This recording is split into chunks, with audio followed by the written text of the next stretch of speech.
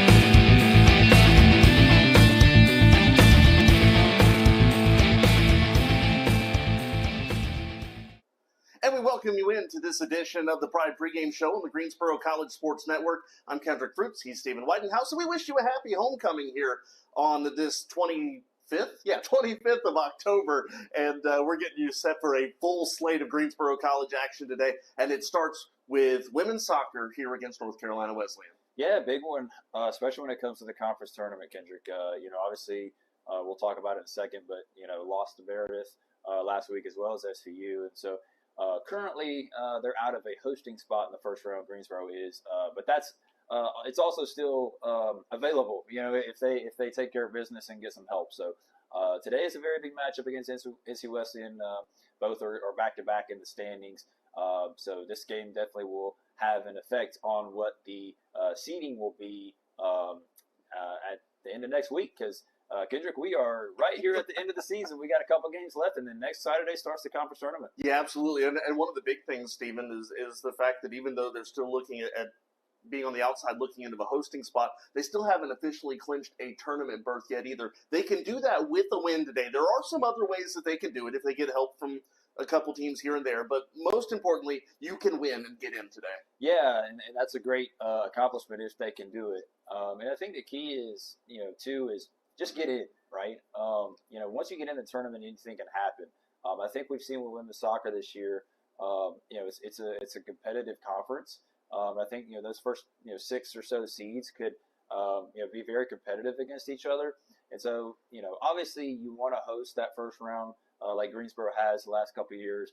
But if they're not able to, you just want to get in, right? And you want to get in and have an opportunity to win that conference tournament. So a big one today, one more big one next week before the regular season ends. So hopefully you guys tune in today because it's going to be important. I think the energy is going to be high, and hopefully Greensboro comes away with a win. Well, one of the more concerning things about this team right now, they had gone through a long stretch where they were struggling to score. Then they kind of broke out of it a little bit, scoring, I think it was 3 goals in one game or 2 goals and then 4 in the next game. But they were shut out twice last week. They lost a couple of 1-0 decisions on the road at SBU, then at home against Meredith.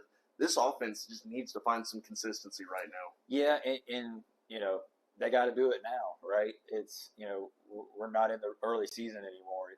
This is the time to go. So right now, you kind of look at it and you're not totally sure who's, potentially could take the reins and kind of, score these goals. Abby Lush is somebody that could do that.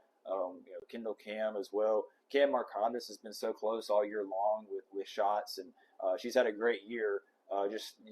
For some reason, the net just seems to be, not open when she hit shoots. A post on Saturday. Yeah, she's right there. So, Marcondes could very well, if she gets one goal, she could break out and be a huge player down the stretch. So, but they got to find somebody to score. Last year it was Amory Skinner. Obviously she graduated, but Amory was kind of that go-to player that when you needed a goal, she was going to go get it.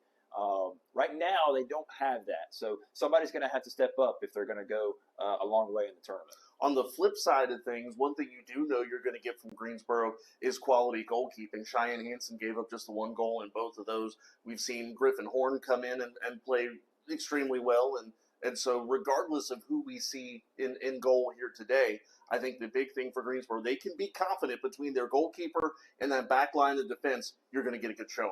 Well, and Greensboro's lost a lot of close, low-scoring games this year. So, hats off to the defense as well as Cheyenne and Griffin. And so I don't know if that's, like you said, I don't think that's necessarily a worry because Cheyenne's had some really good games, as has the defense. But that offense has got to get it going.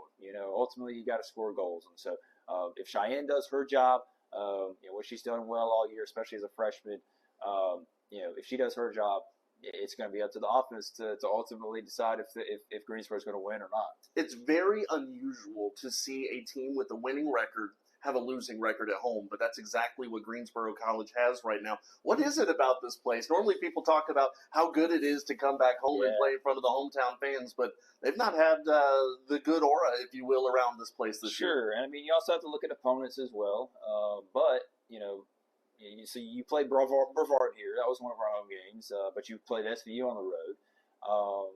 But you're right, Kendrick, some of the games that we probably expected the Greensboro to show out, they didn't. So, that Meredith game, that's one of those games where you look at our overall record and Meredith's overall record, but now Meredith's ahead of Greensboro in the conference because they have a better conference record. So it's frustrating from a team standpoint, right? You've got a solid record, and we've got a solid team. The mystery is how do we start scoring on a more consistent basis? And so now that we're at the end of the year, it's you got to do it or you're going to go home. And so hopefully the home field advantage will work out for Greensboro today, on senior day, and maybe we'll get some pride field magic.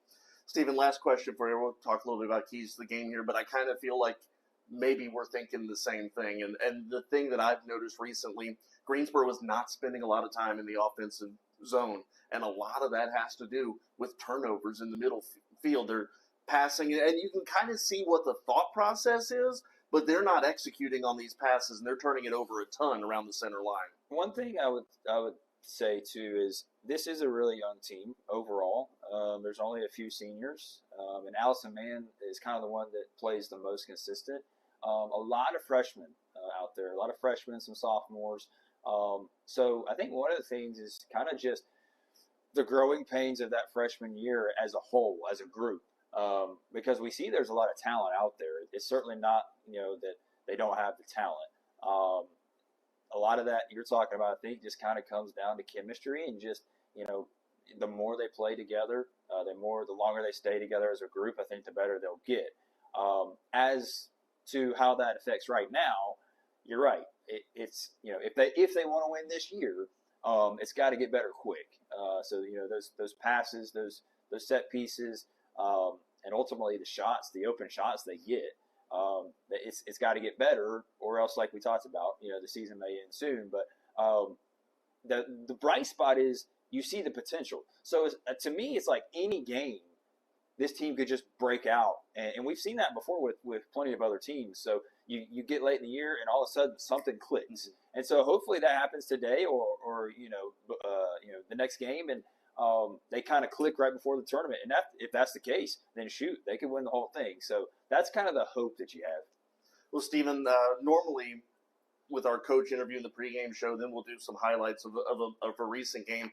I want to bring some good vibes here today, and we're going to instead look back at the highlights of our first round hosting of North Carolina Wesleyan last year in the USA South Tournament, a game in which Amory Skinner scored a hat trick and Greensboro won 4-0. You were on the call for that game. What do you remember from that contest? Wow. Well, the first one I remember. Well, I remember you were also doing stats. I was, but what I remember is NC Wesleyan lost a couple of goalkeepers earlier in that game, and so that was a big part of Greensboro being able to score those goals, is that they lost a couple of goalkeepers to injury. Just plays that they had contact with a player, and unfortunately they got injured. Talking to Coach Johnson, and of course you'll talk to him as well. NC Wesleyan's a good team; it's a solid team, and so I think this is probably much closer than a 4-0 game like it was last year in the tournament. So Greensboro, they've kind of come ready to play. They've got to execute. Ultimately, that's, I think, the main thing is, I think the game plans have been great, but just the execution is like, it's that close. It's that close. We hit crossbars and posts and the goalies, hands and fingertips, and it's so close. So, like you said, ended on a high note. I think this team is that close. And can they break through that barrier finally? And if they do, like I said, this team could run the table throughout the conference tournament. So I think hopefully today, like we said, get some Pride Field magic, and hopefully something clicks, and it could be an exciting next couple weeks. Let's see if they can find some of that magic that was evident here last November. We'll take you down memory lane. We'll hear from Coach Johnston, and we'll get this busy homecoming started. It's the Pride and the Battling Bishops, and it's coming up on the Greensboro College Sports Network.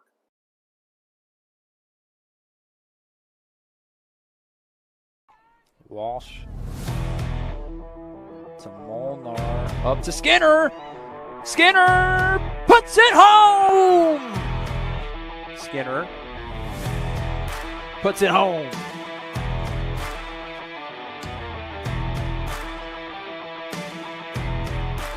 And she scores.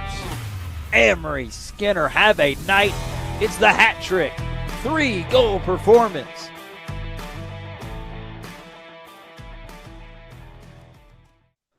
Pride pregame show continuing. I'm joined now by head coach Mike Johnston of the women's soccer team. And Coach, let's go ahead and just kind of start big picture here. You guys have an opportunity to punch your ticket into the postseason field. Obviously, got to take care of business here today, and we'll see what else happens. But talk a little bit about the importance of getting there, especially with such a young club this year. I think the goal number one we have every year, Kendrick, is to make the conference tournament, and we realize that once the conference tournament starts, everybody's 0-0, and it's a clean slate for everybody, right? So we talk about that every year. Is making the conference tournament is our number one goal, and we're close. We're not there yet. We've got to take care of business, as you mentioned, and we're excited for the opportunity. So let's talk a little bit about last week. A couple of really tough 1-0 decisions, and obviously you played a really good SVU team on the road, and then that 1-0 loss against Meredith on Saturday. Kind of walk us through the week and your reflections now that you've had a couple days to look back at it. Yeah, it's been, I think with a young group, you have to learn how to win. You have to learn how to be better in critical moments, and I think that we're getting there. I will tell you, we had a really good training session last night, probably one of our best training sessions of the year. I'm proud of the way that the girls have responded, because it would be very easy to get your head down and kind of go down a different path. But we've tried to keep them positive and say, listen, we're right there. I thought we played well in moments at SVU. I thought we had a couple of chances to tie the game, maybe get out in front. We had a free kick from just outside the 18 that we hit just over with about 20 minutes left in that game. And And I thought that was a good moment for us. And then we come home Saturday and we just had a uncerebral moment, if you will, in the first half that, we get caught on an outside shoulder and we don't step and rotate in the back and we give up a goal. And, Meredith is a good team that will punish you if you give them those type of chances. And, one thing I think I said at the beginning of the year is our conference is really good top to bottom. I mean, you look at Salem, they've had a couple really good results and they're battling for their tournament lives. And, that's coming up next week. And, there's no easy game in this league, right? Everybody is good top to bottom. And, I think it's easy to feel sorry for yourself, but it's also easy to think, hey guys, we're on the back end of 2-1-0 losses. Let's flip that come conference tournament time. Let's have the confidence to finish, get a couple in the back of the net and see what happens. And at the end of the day, super proud of this team. We're still 8-6-2 winning record. And, we had a chat in our team meeting the other night, Kendrick, of, how many teams in the country wish they were in our shoes, right? And I think when you frame it like that, it's a big opportunity for us this weekend. It's homecoming, senior night for us, and we're excited. Yeah, we're going to get to that here in just a minute, but let's talk a little nuts and bolts offensively here for a minute. You guys went through a lengthy offensive struggle in the middle portion of the year. Looked like you were kind of snapping out of it a little bit before last week's pair of 1-0 losses. Was there any cause for concern there, or just youngsters still trying to work through some things, or how do you view that?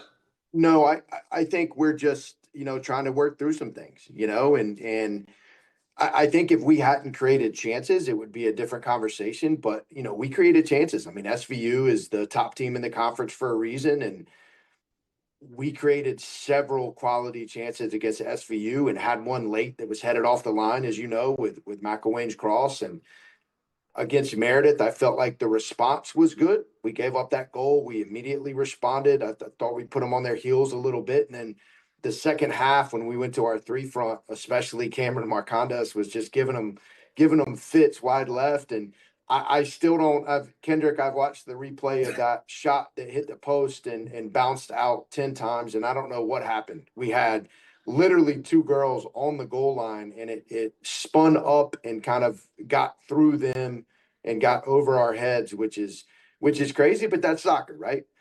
Sometimes the soccer gods are with you, sometimes they're not. And I think that's soccer.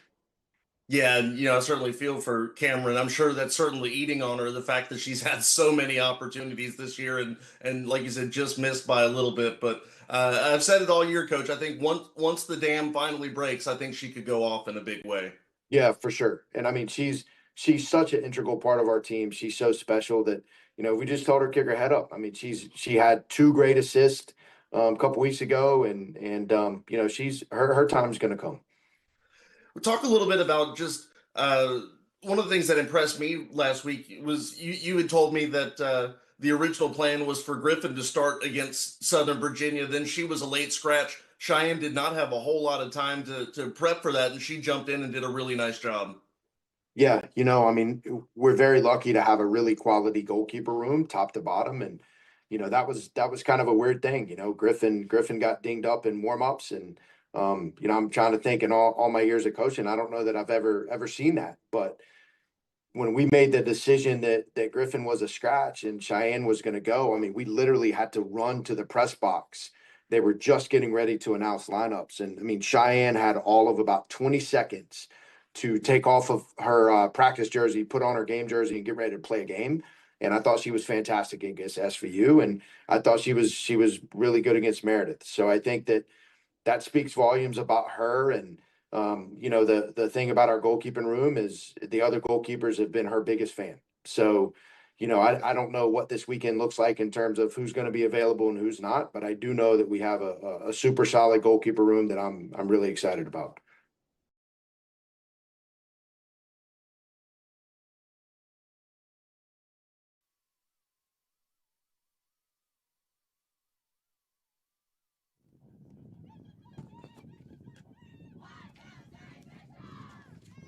And we wish you a happy homecoming, and we say hello from Pride Field here. The first of three games here this Saturday afternoon. It certainly feels like fall, and we're all excited about everything that today entails. It's homecoming. It's senior day for men's and women's soccer.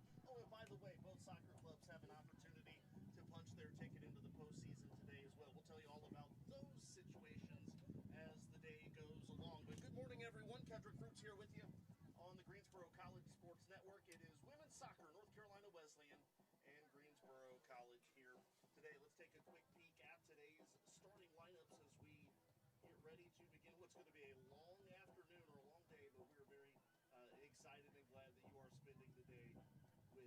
So first off, we take a look at the visiting lineup for North Carolina Wesleyan. You see Walls, Whiteside, Goodland, Farrow, Meyer, Dell, Snyder, Sherber, Comerford, Thornton, and Staub.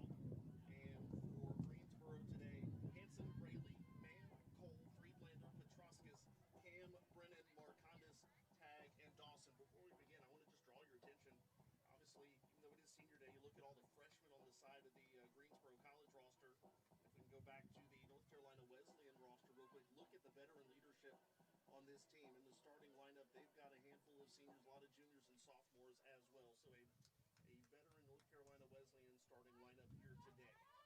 We're about ready to get this one underway. Greensboro and North Carolina Wesleyan. Again, a very simple situation for Greensboro win and for the postseason here in 2025. If they don't win, have an opportunity with a couple of other situations going on. If you get a little bit of help here and there, they could punch their ticket today as well.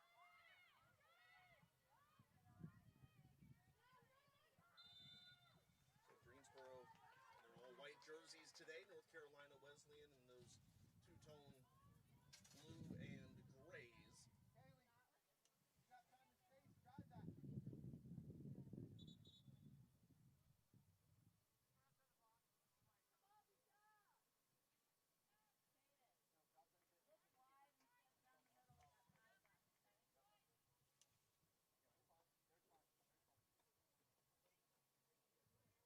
Greensboro with their final home game of the 2025 regular season slate. They finished the year on the road at Salem on Wednesday. Now, what is the way the scenarios look? We'll tell you about that here in just a moment. First, that's pushed in towards the end.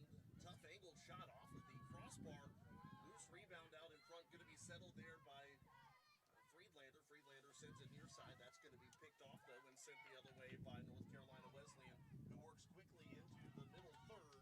That's sent further down. Rosie Tag has it. Tries to clear it, instead taken there by Dell.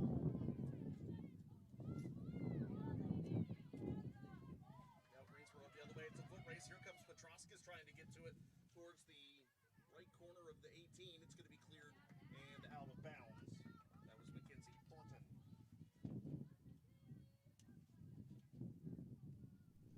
So again, as far as the situations of what needs to happen are concerned, a win and they're in, or a Salem and Pfeiffer loss, or a tie and a Salem loss. All three of those scenarios would take care of things here for Greensboro.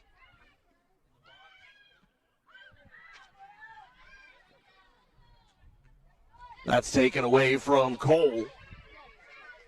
Up ahead now is Dell. Cole not giving up on it, though. Pushing the issue out in front. Here comes Meyer. And Hanson's going to go out and grab it.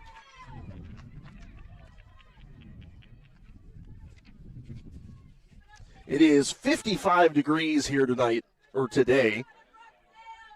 A little breezy. It's going to get up into the low 60s. Don't expect a whole lot in terms of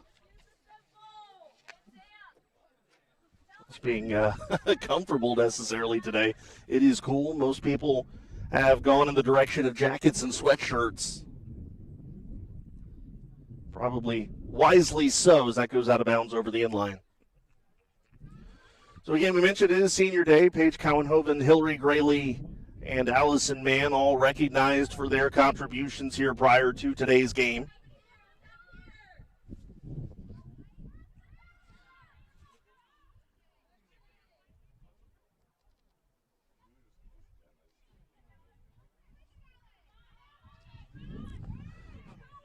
If you're just joining us, just a couple minutes into this one, 41-10 remaining on the first half clock.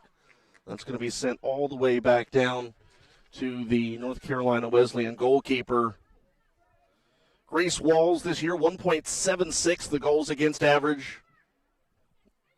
80% save percentage. This is pushed down towards Marcondes, working left-hand side, and offsides is the call. Marcondes still looking for that first goal of the year. Walls comes into today with a record of 2-4-1 and a couple of clean sheets to her credit this year. Cheyenne Hansen again drawing the start for Greensboro. Hansen, 1.37 the goals against average, a 75.8 save percentage, 7-6-2 the record, and 4 clean sheets for Cheyenne. Man with it, she'll send it back now to Hansen as we approach 5 minutes gone in the first half.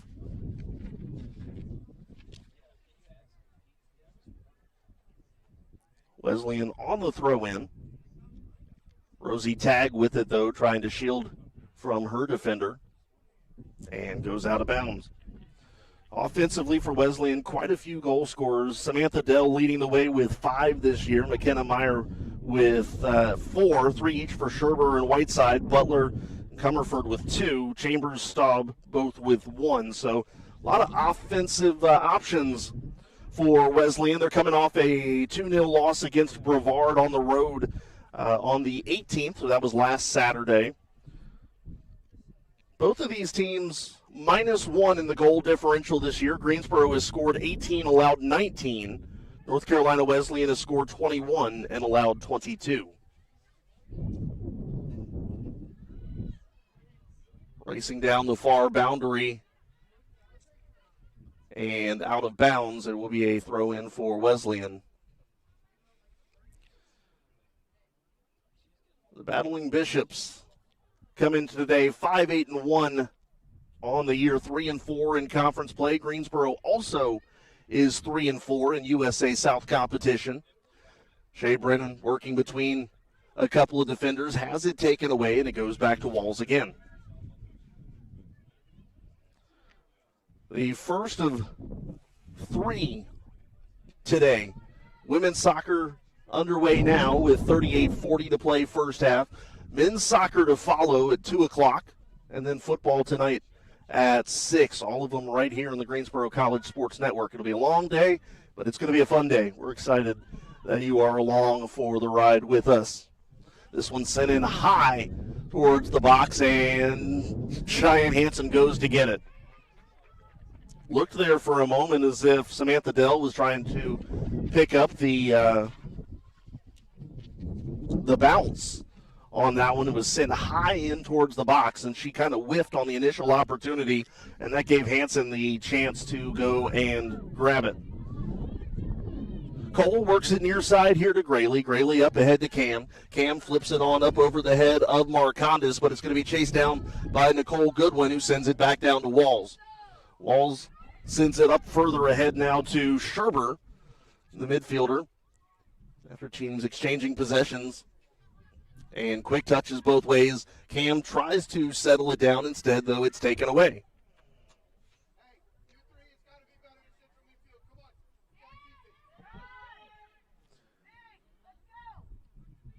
Wesleyan just content to pass amongst themselves on their defensive end for a moment, but Cole getting in the way of that one, looking to head it to Brennan. Instead, it's taken away. Back to Greensboro now. Grayley has it taken away as well. Comerford sends it up ahead now to Dell. Dell, nice move as she fires into the middle, looking for help on the far side. Instead finds Rosie Tagg, who sends it back towards the center line. Now over to the far boundary where it will once again find its way out of bounds.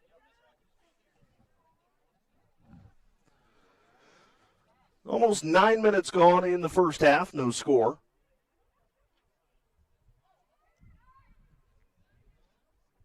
Allison Mann sending it further and out of the North Carolina Wesleyan offensive zone. Greensboro trying to send it up ahead now to Marcondes. They do. She doesn't have a ton of help now. Here comes reinforcements. However, she has it to the left, now cuts over to the middle, feeds it across, looking for Brennan, instead intercepted. Sherver sends it up past the center line.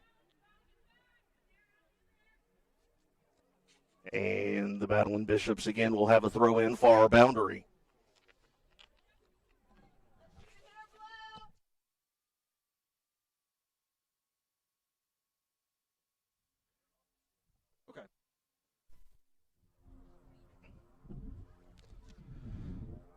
Again, man sending it out, and Greensboro trying to push the issue up the far boundary. It's Marcondes now. She's got help racing along in the middle. Looking for Cam. Here comes Kendall Cam. And that's knocked out of bounds.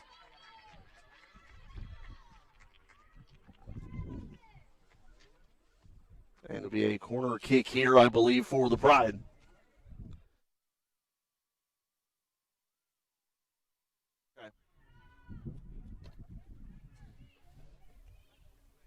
That happened the last game.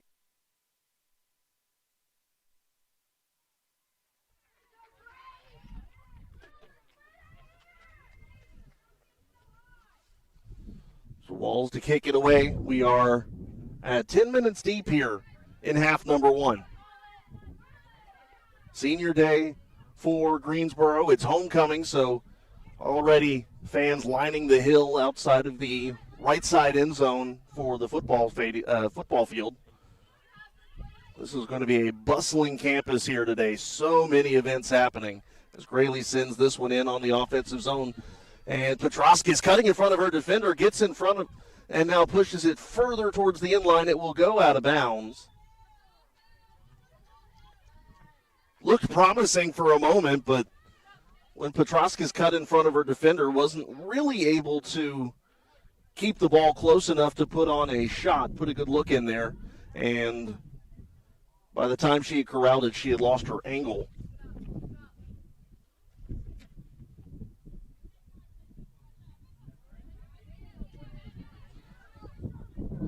Goes out of bounds just in front of our position. Greensboro to throw in. It's Cole looking for Marcondes.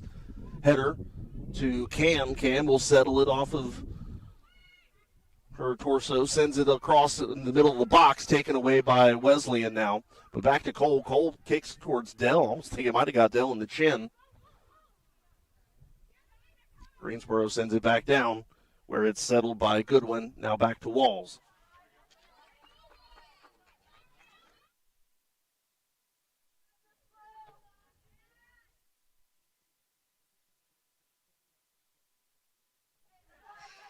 That goes out of bounds. Greensboro to throw back in. Oh, it'll be Wesleyan to throw in here. That's Snyder. Snyder going down the line. Taken away instead, though, by Cole. Cole to Friedlander. Mann's going to get to it. She's going to redirect traffic to her left. And Greensboro sends it back along up towards the offensive zone now to Marcondes. Marcondes working left, looking for help.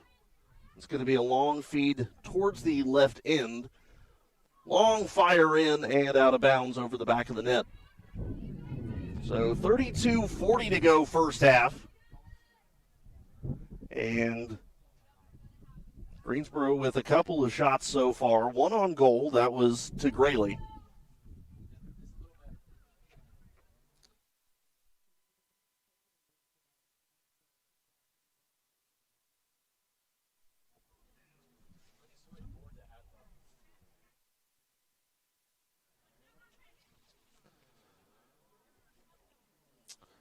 Petroskis, the far boundary, looking for a little bit of help. Nice feed into to Friedlander.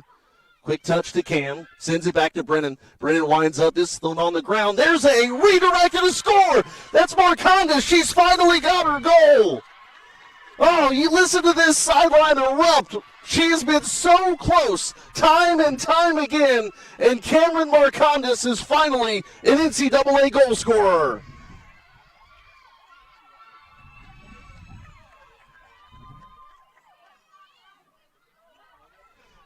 That was a long time coming.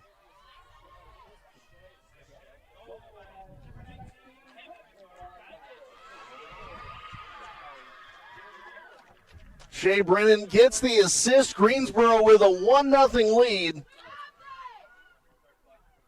What a redirect. Brennan sent it on the ground, and then Marcondes with the slide and the redirect. And what we fully expect to be the first of many for her.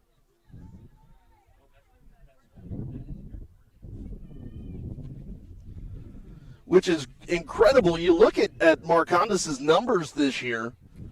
Coming into today's game, Cameron had 35 shots, which led the team, 19 shots on goal, which also led the team. And I don't know, there's not really a category for near misses, but there would have been a ton of those as well. This is sent on ahead. Walls will come out and get it right before Petroskas gets to her.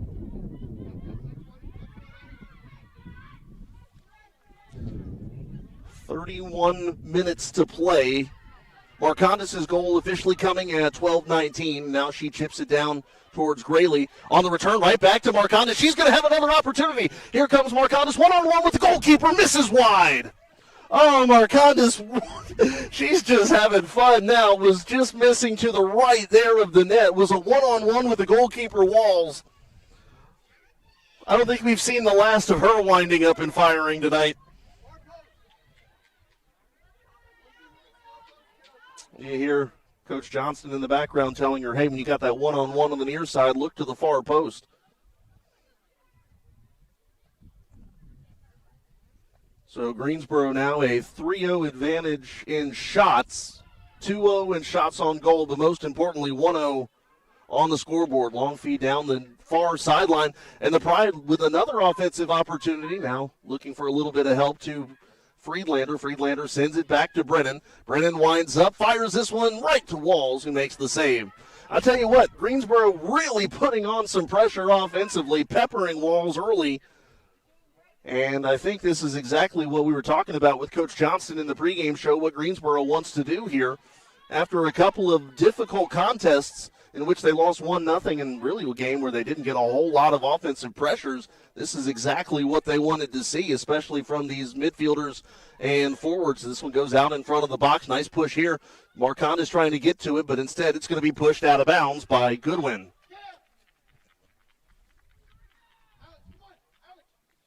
And it will be a corner coming here for the Pride. 29-20 remaining first half.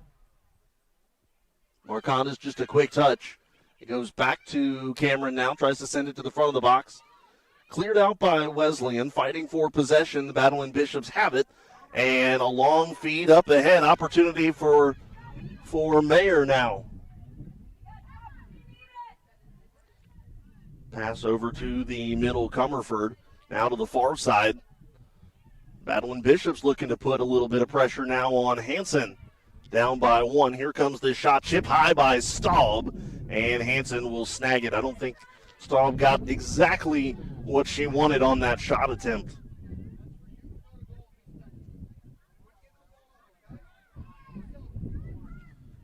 Shea Brennan working the middle of the pitch, now splitting a couple defenders. One touch by Marcondes. Back to Brennan. Long feed up ahead. It's going to be a foot race that Marcondes is not going to win. Taken away by the Battle and Bishops again. Out to Dell, just shy of the center line. Quick touch to Staub now. Back to Dell. Nice move getting around Cole. Dell works the center. Working far side Comerford now. And Greensboro will clear back out towards the middle. Pride bench clamoring for a handball. Don't get the call, so here comes Wesleyan again. This is Dell, a high shot out of bounds to the side and up over, would have been up over the back of the goal anyways. 27:35 to go.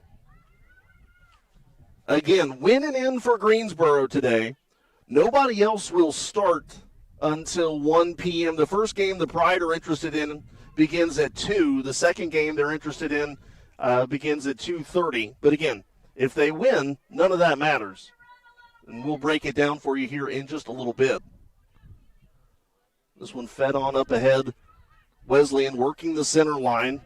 It's Snyder. Snyder sends it down the sideline to Dell. Dill working on Cole, one direction now, reverses field and sends it further in. Tackle there by Tag, takes down Dill, and that will be a foul. So we'll look at the standings here.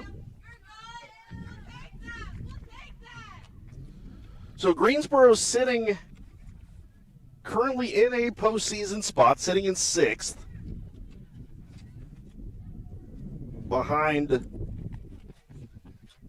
or technically tied with North Carolina Wesleyan in terms of points.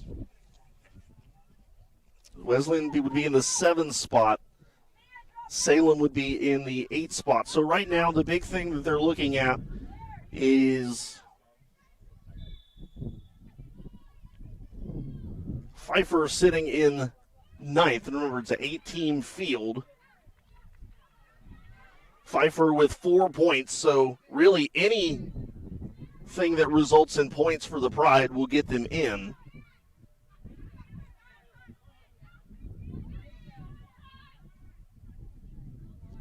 Because the Pride already defeated Pfeiffer earlier this year, and they have a tiebreaker against the Falcons. So hypothetically speaking, this game ends in a draw. Greensboro has 10 points. Pfeiffer can only get to 10.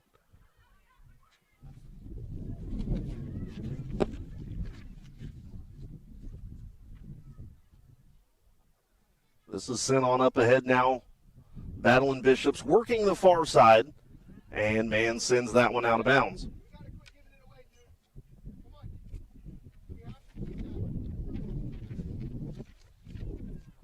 And hear the breeze in the microphone here today. It is a breezy day, about 20 minutes gone here. Again, it's only showing on the Weather Channel app breezes in the 6 to 10 mile an hour range.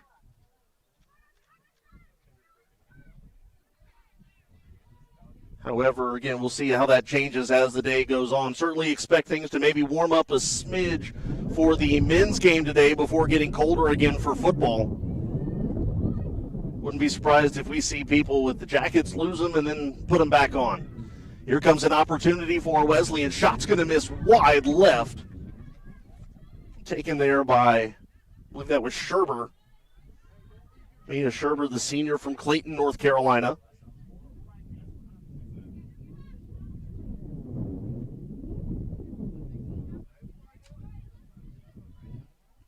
Hanson on the goal kick, sending it up ahead to Brennan. Brennan just a quick touch. Friedlander does the same to Marcondes. Heads it to Petroskas, who plays it with a knee, and it's taken away by North Carolina Wesleyan. Here comes an opportunity for McKenna Mayer. Good job there. Allison Mann with the tackle, sending it out of bounds. It'll be a throw in here by Dell.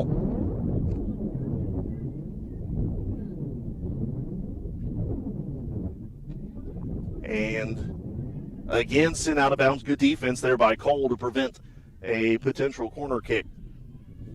So we look at what Greensboro needs to do to get in, but then you also look at the fact they're still chasing a potential host spot as well. So what does that look like? Because this is a long crossing pass here from near side to far side. It's a foot race towards the far boundary, won by Wesleyan for a moment, but taken away by the Pride.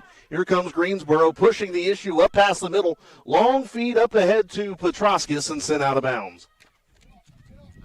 So Greensboro, we mentioned, in the 6th spot. The 4th spot right now is held by Methodist with 11 points, the Pride with 9, and sitting in between them in 5th is Meredith with 10. So there still is certainly a pathway for the Pride to even host in this tournament, but first you got to get in as that shot right to Walls where she makes the save.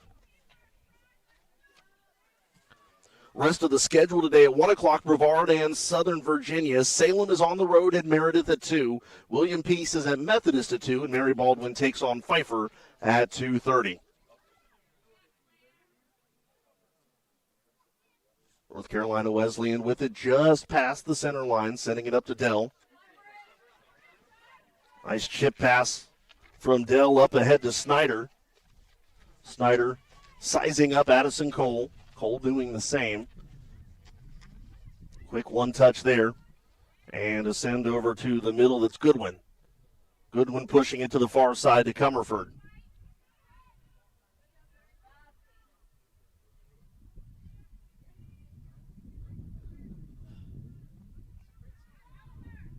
Here comes a high shot into the box, headed away. We've seen Wesleyan do that a couple of times now, getting a lot of air on it. Near side to Snyder, to Dell. Dell stretching out to keep that one from going out of bounds. Now having to work around Marconda. She does. As she's covered a lot of ground. Quick touch there. Comes back to Goodwin. Goodwin chips this one, looking for the front of the box, instead taken away by the Pride and cleared. That pass back down goes to Wesleyan again, Mackenzie Thornton. And now teams battling for possession at the center line. Man sends it back to Hansen.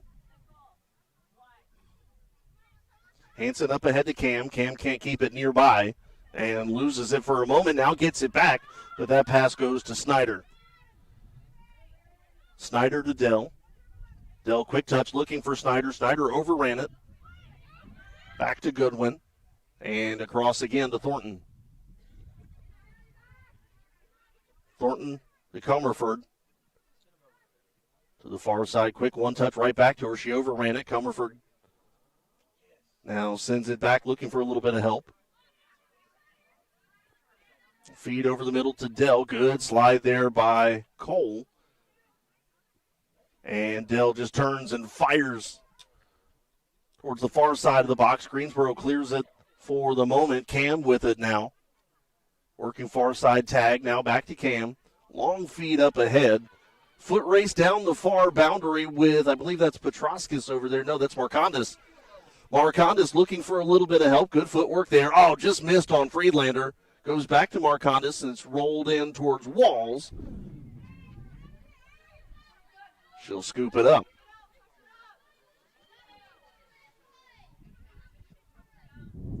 .1948 to go first half.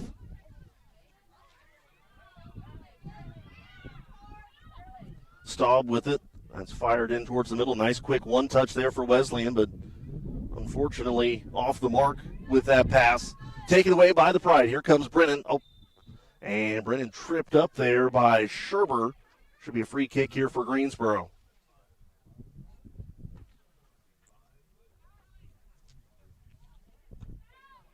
Brennan sends this to the far side.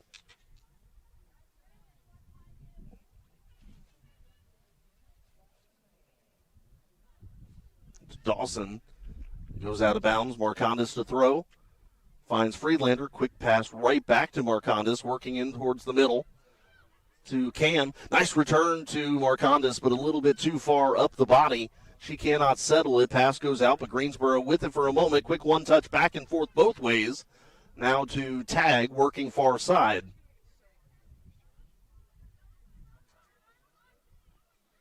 That one rolling back towards the end line. Wesleyan content to just let it go for a goal kick here. 18:30 to go first half. Greensboro leads 1-0 on Cameron Marcondas' first goal of 2025. Substitution here, Kylie Casola coming in, the junior. And Peyton Staub coming out.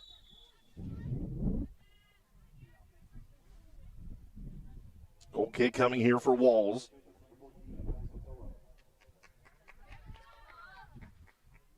Walls sends this one taken by Grayley. Grayley pushes this in towards Petroskis, but instead it's going to be Goodwin there with it. And Greensboro will shield Snyder. It goes out of bounds. They'll throw it in. Petroskis trying to keep it in play. Fires this one in the general direction of the goal, but out of bounds. Another goal kick coming.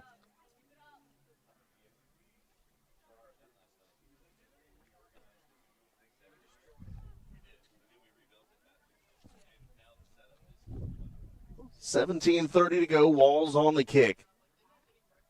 That's headed there by Wesleyan. They're just outside of their defensive third. Now working towards the center line. Sends this one up ahead. Meyer with it. It will go out of bounds. A throw in for Wesleyan. This is Snyder. to Brennan. Brennan got in the way of it, but now back to North Carolina Wesleyan. They send it over to the middle. It's Sherber. Sherber a little bit further back, just outside the offensive zone.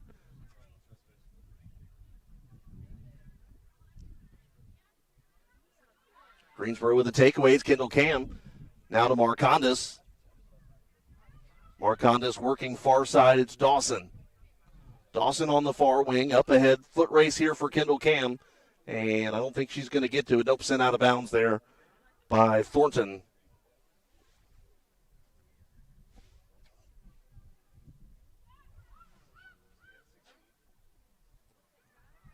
Long feed down the far wing. Man getting in the way of that pass, though, and I thought she was going to push it out of bounds. Back and forth it goes now. She does send it out. 16 minutes to go.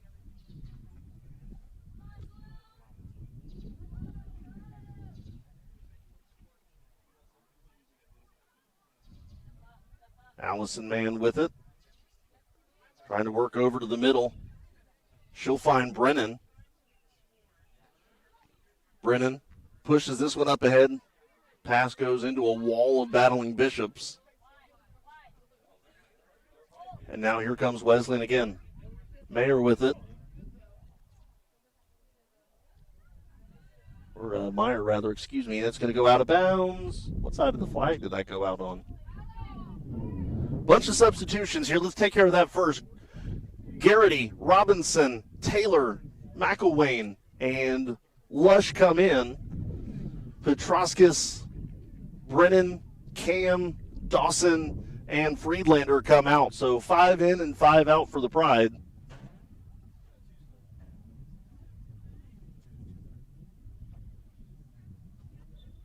And it will be a goal kick here. Hansen just taps it to Mann, who sends it up ahead to Snyder.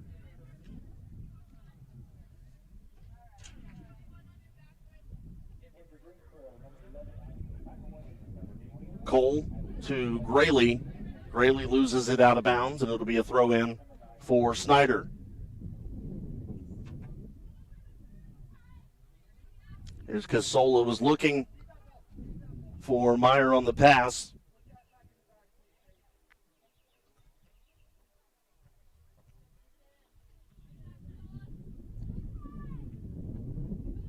Greensboro with it, sending it on up ahead. Marcondes, nice chip pass there to Abby Lush. Lush trying to settle and split between a couple defenders. She tries to send it to Robinson. The pass, though, behind Trin, and it's going to come up the other way. Meyer running into Grayley. Looks for a little bit of help, finds it in Snyder. Greensboro pushes it out of bounds.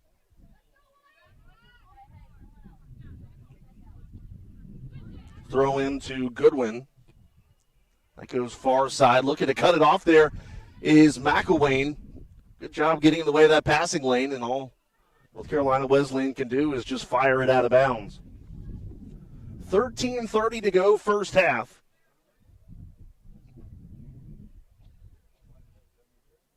Header, Marcondes to Lush. Lush trying to work through a couple of defenders. Gets around one. Abby Lush now just tiptoeing down the end line. That pass taken away, and North Carolina Wesleyan trying to clear things out of the zone. Tag. Able to keep it over there. Now pass to Robinson. Robinson's muscled off of the ball. Both teams fighting for possession. Robinson with it again. She'll send it back to Tag for some help. Tag turns, fires to Lush in the middle. Lush working from the center now to the left. She's confident going over there to the left-hand side. McElwain racing over to try to keep it in bounds. Don't think she did. Nope, it'll be a goal kick here for Wesleyan. 12.5 to go, first half. Shots go 4-2 for the Pride, 3-0 on goal.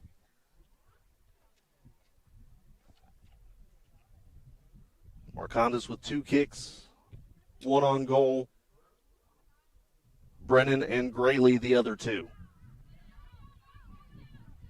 This one pushed up ahead. Marcondes sends it towards the far side. Return pass back to her. Marcondes working to her left, and that one's sent out of bounds on the slide by Wesleyan. It's going to be a Greensboro corner here, I believe.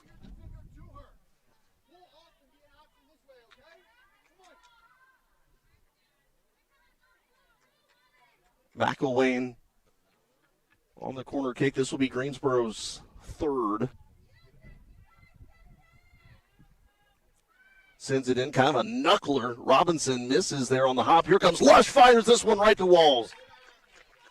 Good job there by Lush to clean up. It was, again, kind of a weird wobbly kick from McElwain. That kick from Walls sent high. Cole on the header. Battling with Meyer for possession. Goes out of bounds. Cole to throw in. Trying to go down the line, looking for either Lush or Marcondes. Marcondes is going to take it. Marcondes working around Goodwin, working towards the far end line. And Goodwin takes it away and clears it. Good job there by the North Carolina Wesleyan defender to keep that one from going over the inline. More subs coming here. Sanzata coming in for Greensboro.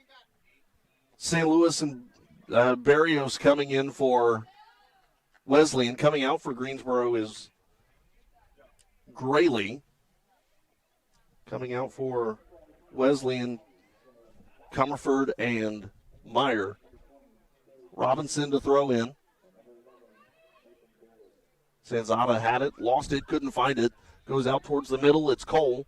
Cole sending this one far side of the box. It's an opportunity for McElwain. No, Wall's going to come out and get it.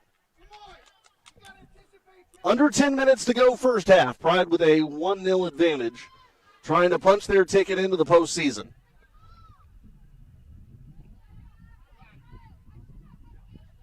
Marcondes with it, trying to work her way around Goodwin, which is proving to be a difficult task. Able to do it now. Nice feed to Abby Lush. Lush is going to have to pull the trigger. She does. Walls goes down to a knee to make the save.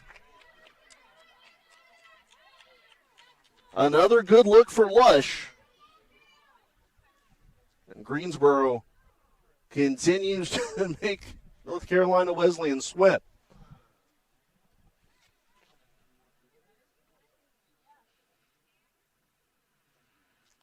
Throw into McElwain, who heads it, but taken away by the Battling Bishops. Just past the center line. Back and forth, each team exchanging touches.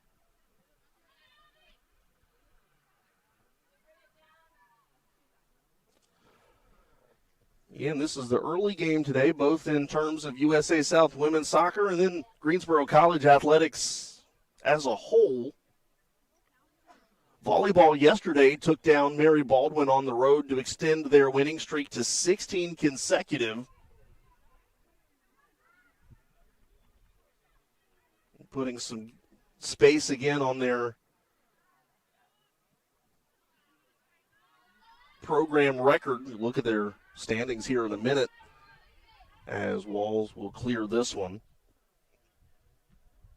They've certainly picked up a little bit of separation between themselves and the rest of the pack. In fact, they lead Salem by 3.5 now.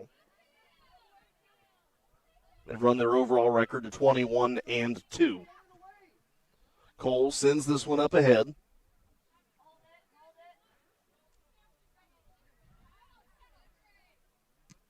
And Goodwin sends it all the way to Allison Mann in the middle. Mann looking for Taylor. Taylor's going to push it far side. Pass on the ground up ahead to Lush. And Lush will break into the attacking zone. Now working into the middle. Push pass up ahead to Robinson. Robinson has it. Tries to chip it back to Lush, but it's redirected. Working towards the far boundary. It's going to be a foot race. McElwain and Barrios, I think, getting there at the same time.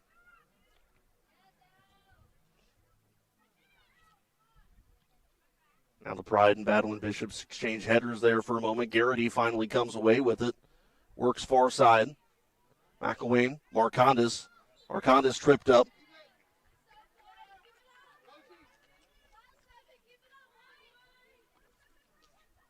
Free kick here. It's going to be tag. 6:50 to play in the first half. Greensboro setting up for the free kick. Tag ready. She's got man behind her, everyone else in front. Sends this one in high front of the box, and Walls will come up and grab it on a hop.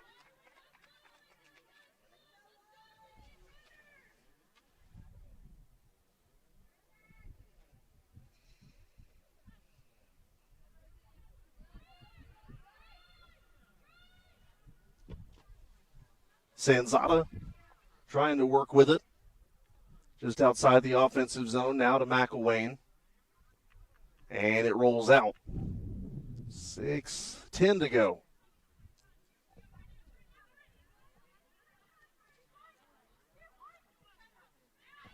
Passed up ahead to St. Louis.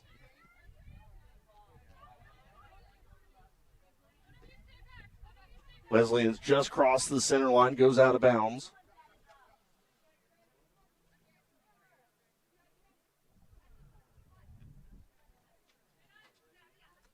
Sanzata with it. Nice pass to Robinson. Robinson working near boundary, trying to get to Lush. Lush doing a good job of shielding Snyder. She's got it right-hand side. Tries to chip it around Snyder. That ball took a weird spin, and Snyder will send it out of bounds off to the side, and it will be just a throw-in.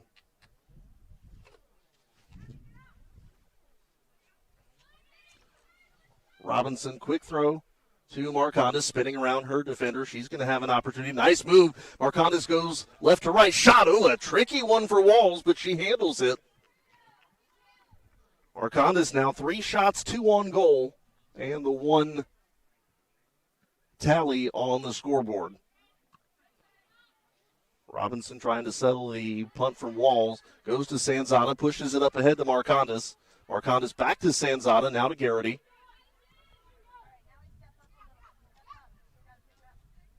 Cole, right boundary to Marcondes, splits through a couple. Now working, tries to go right to left again, this time taken away. Dell, haven't called her name a whole lot recently, although she does a good job getting past Cole. She's looking for a little bit of help. Nice feed into the middle now to Casola. Quick touch back to Barrios, and offsides the call. That was starting to look dangerous from the Battle and Bishops there as they were connecting on a lot of passes down the near boundary. Man to Cole now. 4 minutes to go, first half. Marcondes to Robinson, keeping it in bounds. Long feed up ahead. It's going to be taken there by Thornton of the Battle and Bishops, who sends it out of bounds into the North Carolina Wesleyan bench. Robinson to throw in. Finds Lush, who splits through a couple defenders, looking for Garrity, has it intercepted. That's Dell. Dell over into the middle to Casola. Man trips her up, and a foul called.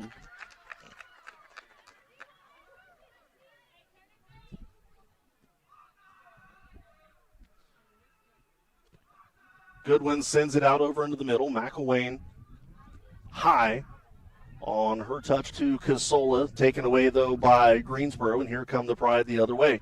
Marcondes heels on the center line, now moves into the offensive portion to Sanzata. McElwain working on the left, looking for Lush. Lush gets to it. No, she doesn't. Walls will slide and make the stop. 2:50 to go, first half. This one's sent high up in the air. Cole heads it, taken by Robinson, but it's going to go out of bounds at the Greensboro bench. 2:30 to go.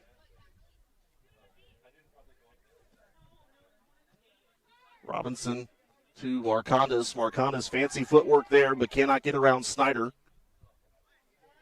Wesleyan with it now, pushing the issue up ahead. That's Whiteside. Whiteside trying to get around man. She does. Now sends this further down towards the right-hand side, and out of bounds it goes. It'll be a goal kick here for Greensboro. Just misconnecting on that one. Whiteside looking for, trying to see the number over there.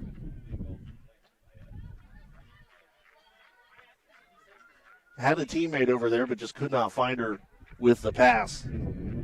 Quick touch to man. Sent on up ahead. No, that's going to be intercepted by Casola. Could be dangerous again for Wesleyan. Casola to Whiteside. Whiteside trying to work around Taylor. They collide for a moment. Now sent further back to Sherber. Worked it back to the edge of the offensive zone. 90 seconds to go, first half. Taken away, Garrity. Garrity fires up ahead. Had a chance with Marcondes, missed. Here comes Taylor. She tried to do the same. Good job there. Garrity takes it away. Long feed up ahead, looking for Lush. That's going to be headed, though, by, that was Farrow. Set up by Walls towards the center, where Greensboro, again, will pick up possession. 1 minute to go, first half.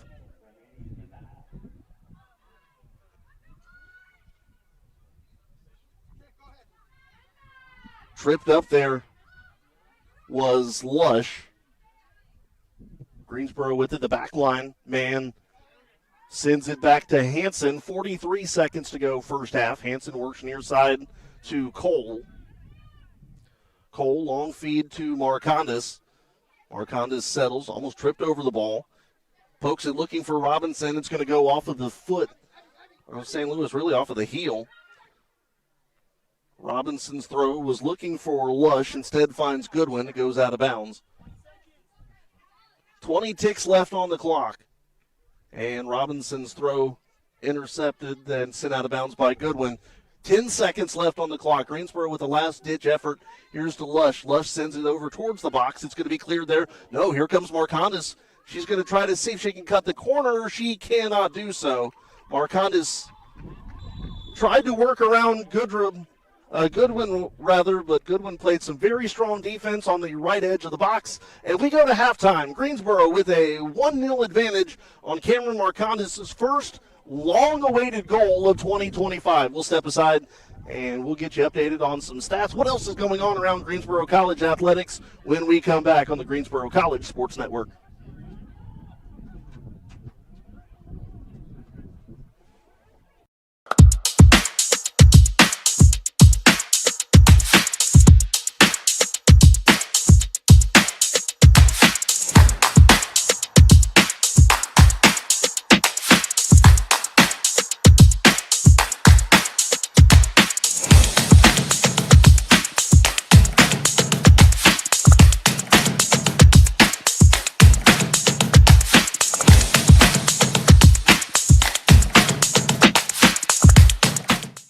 Every college athlete has a story to tell, and at Greensboro College, we believe no one is better equipped to tell those stories than the athletes themselves.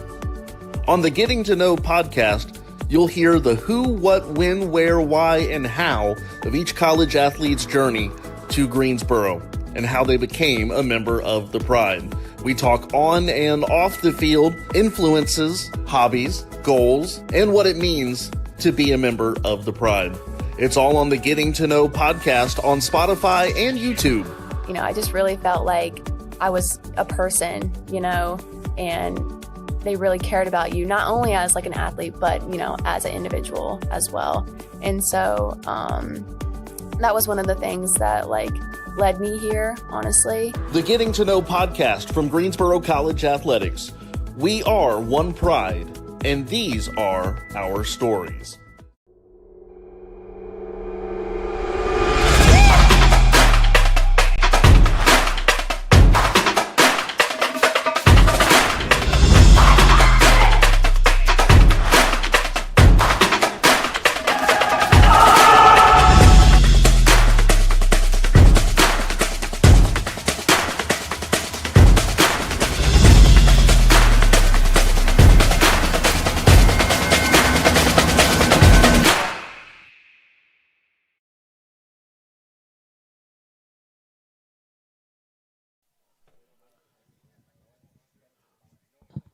We have reached halftime in the first of 3 games today. Women's soccer with a 1-0 lead over North Carolina Wesleyan at the break. Cameron Marcondes, her first goal of 2025 and first goal of her collegiate career. And again, like we've said time and time again, the first we expect of many. We take a look at some of the first half numbers here. Greensboro out shooting North Carolina Wesleyan 7-2, including 6-0 in shots on goal. Corners go 3-0 to the Pride as well. 2 fouls per side.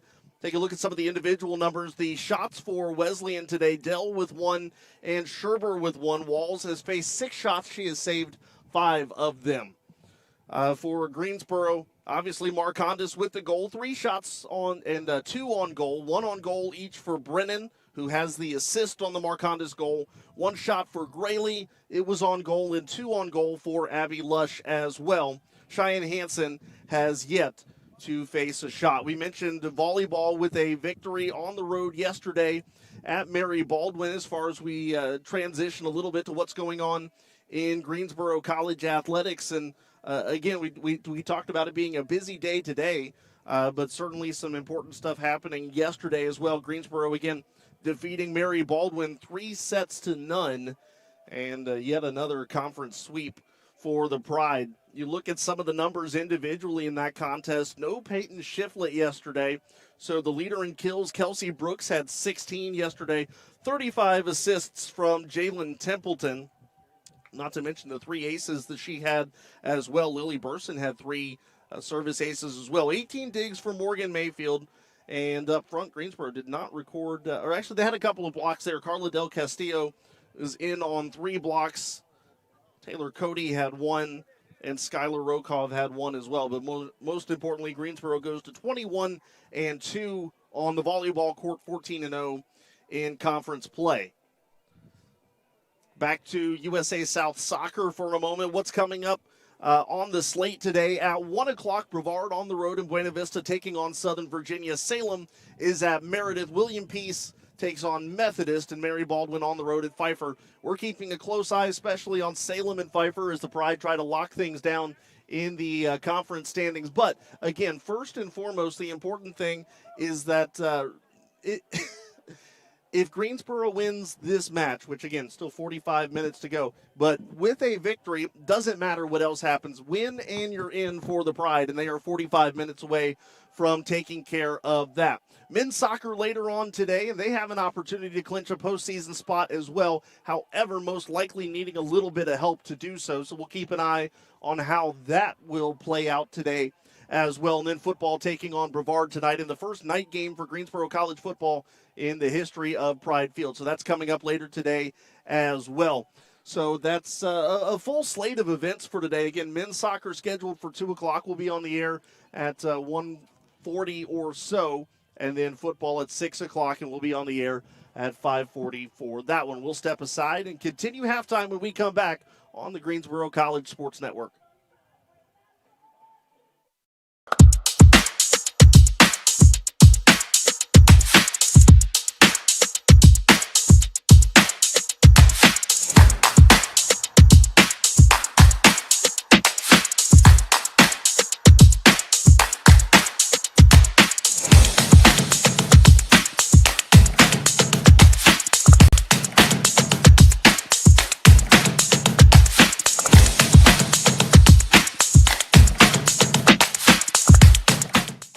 Every college athlete has a story to tell, and at Greensboro College, we believe no one is better equipped to tell those stories than the athletes themselves. On the Getting to Know podcast, you'll hear the who, what, when, where, why, and how of each college athlete's journey to Greensboro and how they became a member of the Pride. We talk on and off the field, influences, hobbies, goals, and what it means to be a member of the Pride. It's all on the Getting to Know podcast on Spotify and YouTube. You know, I just really felt like I was a person, you know, and they really cared about you, not only as like an athlete, but, you know, as an individual as well. And so that was one of the things that like led me here, honestly. The Getting to Know podcast from Greensboro College Athletics. We are one Pride, and these are our stories.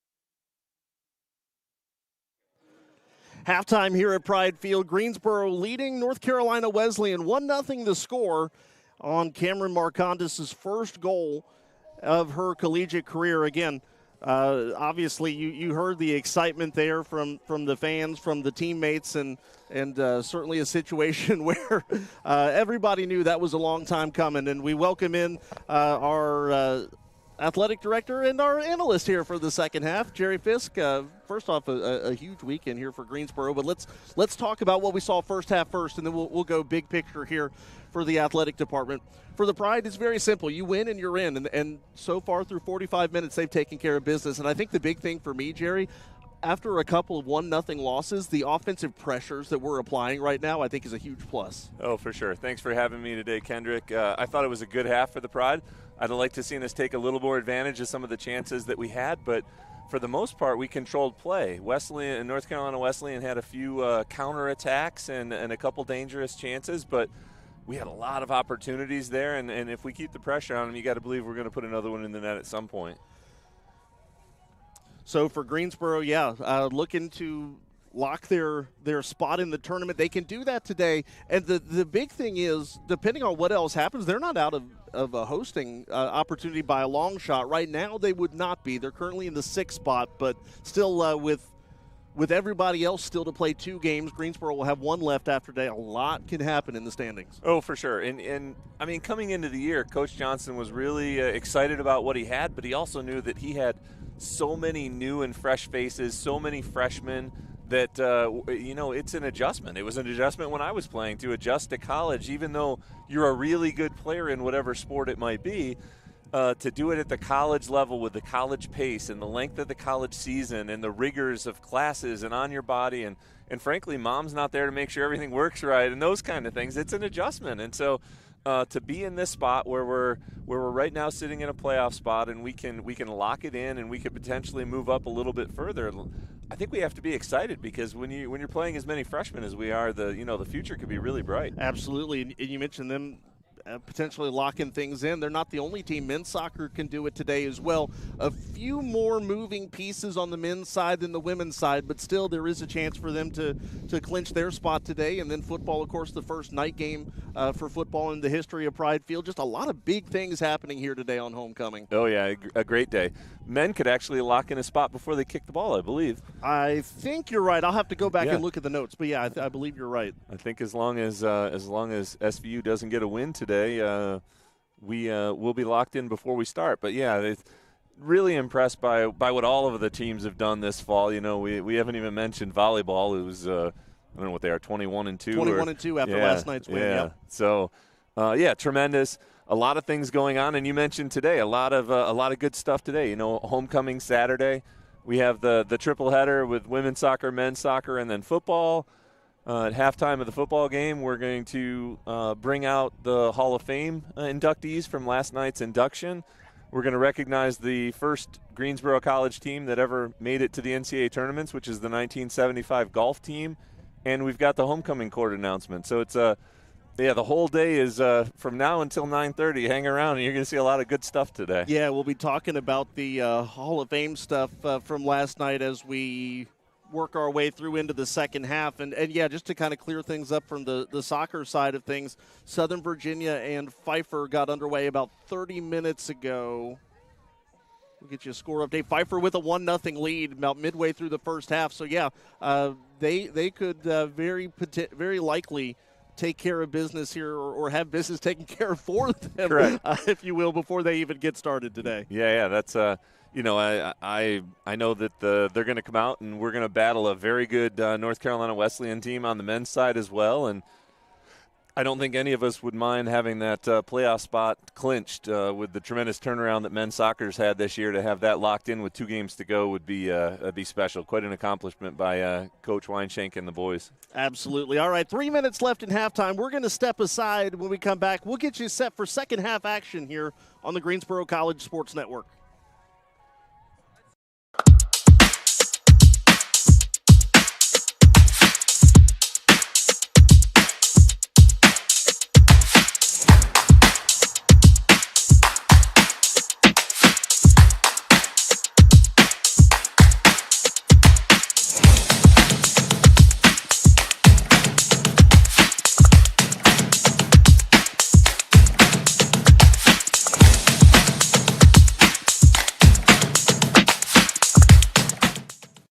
Every college athlete has a story to tell, and at Greensboro College, we believe no one is better equipped to tell those stories than the athletes themselves.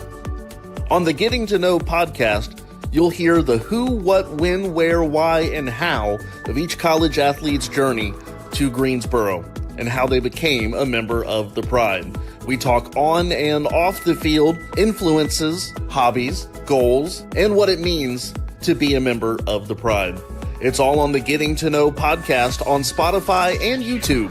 I just really felt like I was a person, and they really cared about you, not only as like an athlete, but, as an individual as well. And so that was one of the things that led me here, honestly. The Getting to Know podcast from Greensboro College Athletics. We are one Pride, and these are our stories.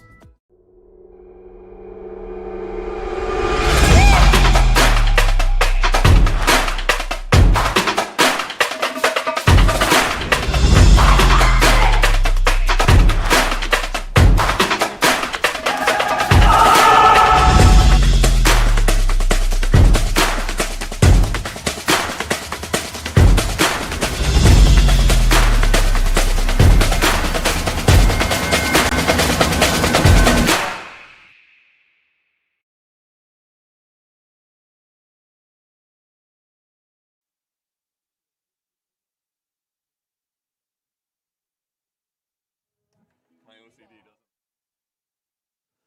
40 seconds left here in halftime as we get you set for second half action. Greensboro College and North Carolina Wesleyan. Kendrick Fruits and Athletic Director Jerry Fisk here with you on the call as we are hopefully 45 minutes away from telling you that your Greensboro College women's soccer team will have at least one extra game than their preseason schedule dictates.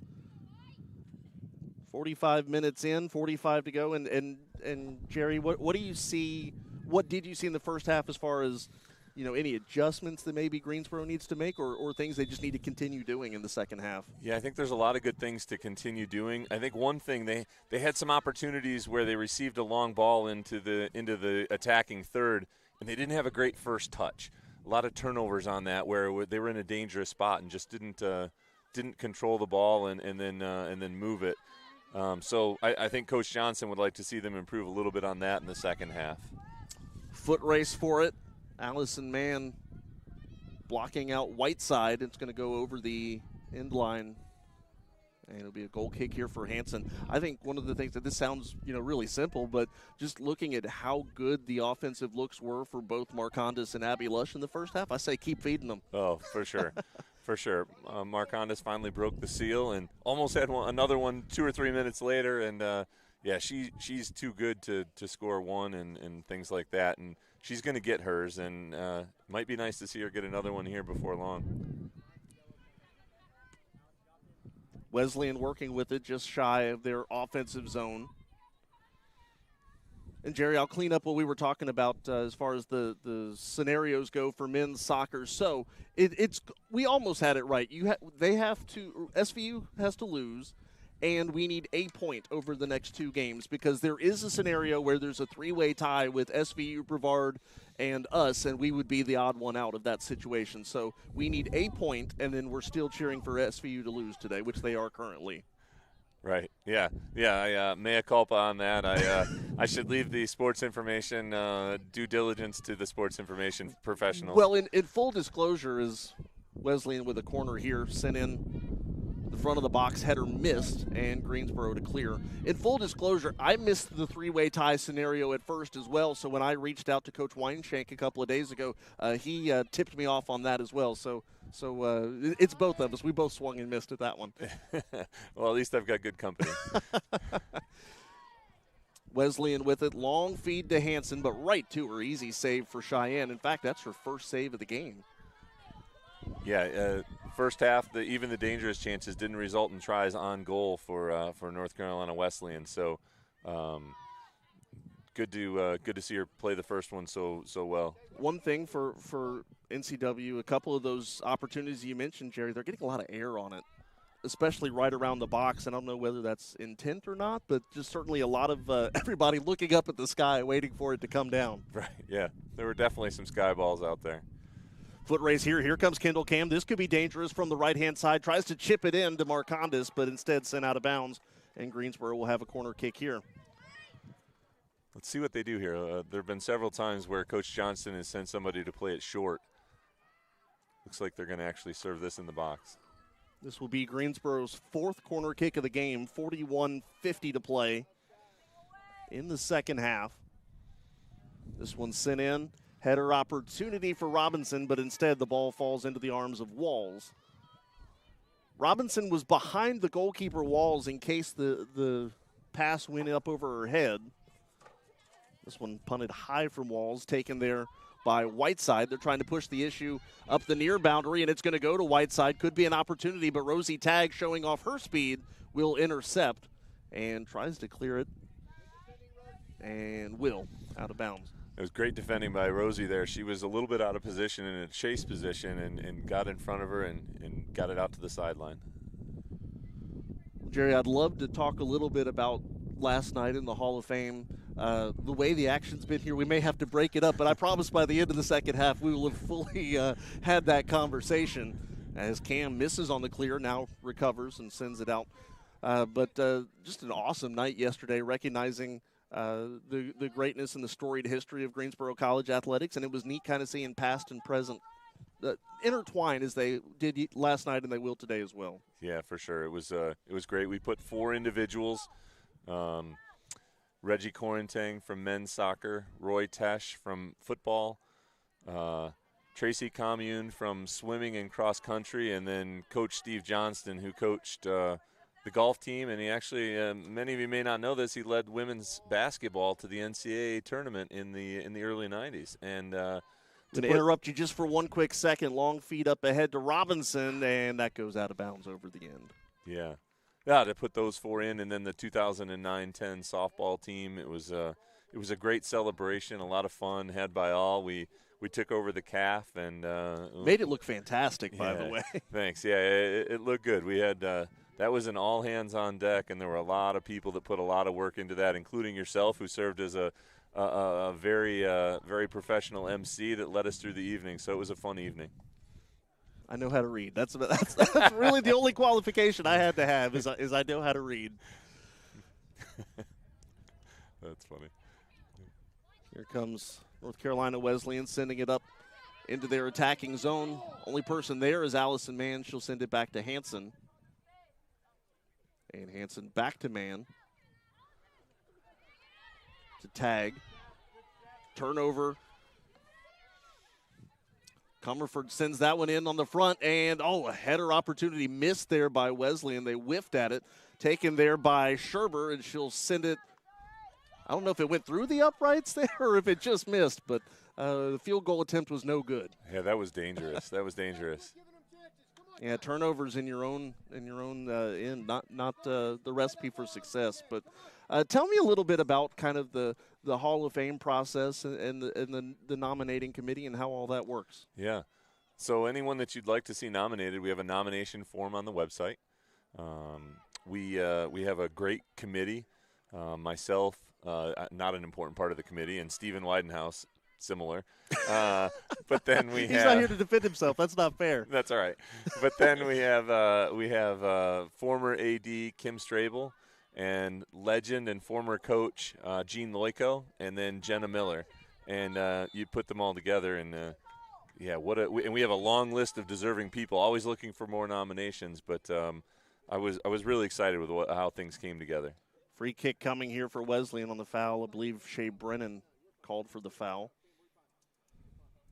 It was well attended last night, and everybody seemed to really enjoy themselves. And I know it was great seeing some of the former athletes reminiscing with teammates and roommates, and just a good experience for all, I think.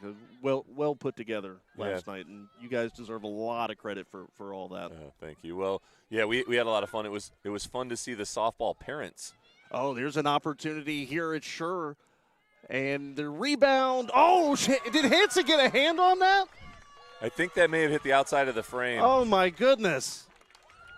Sherber with it, and the redirect just missing off of the frame to the right.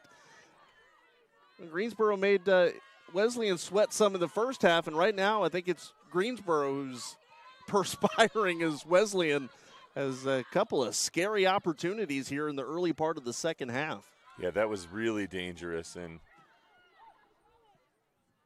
it's getting physical, too, in the second half. Header by Marcondes, foot race for it, and Marcondes is tripped up. We play on as it goes out of bounds.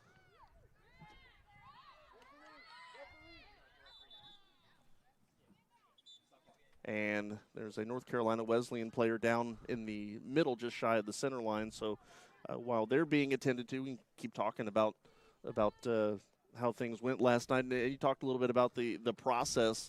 What was your conversation like with the inductees prior to the event last night? It was great. The phone calls when you're letting someone know they made the Hall of Fame are always a lot of fun, and to see people work through getting here and getting friends and family and coaches and teammates and others to come share in their induction, because it really, you know, it takes a village, and they didn't get in there on their own. They got in there with a lot of people around them playing a role as well.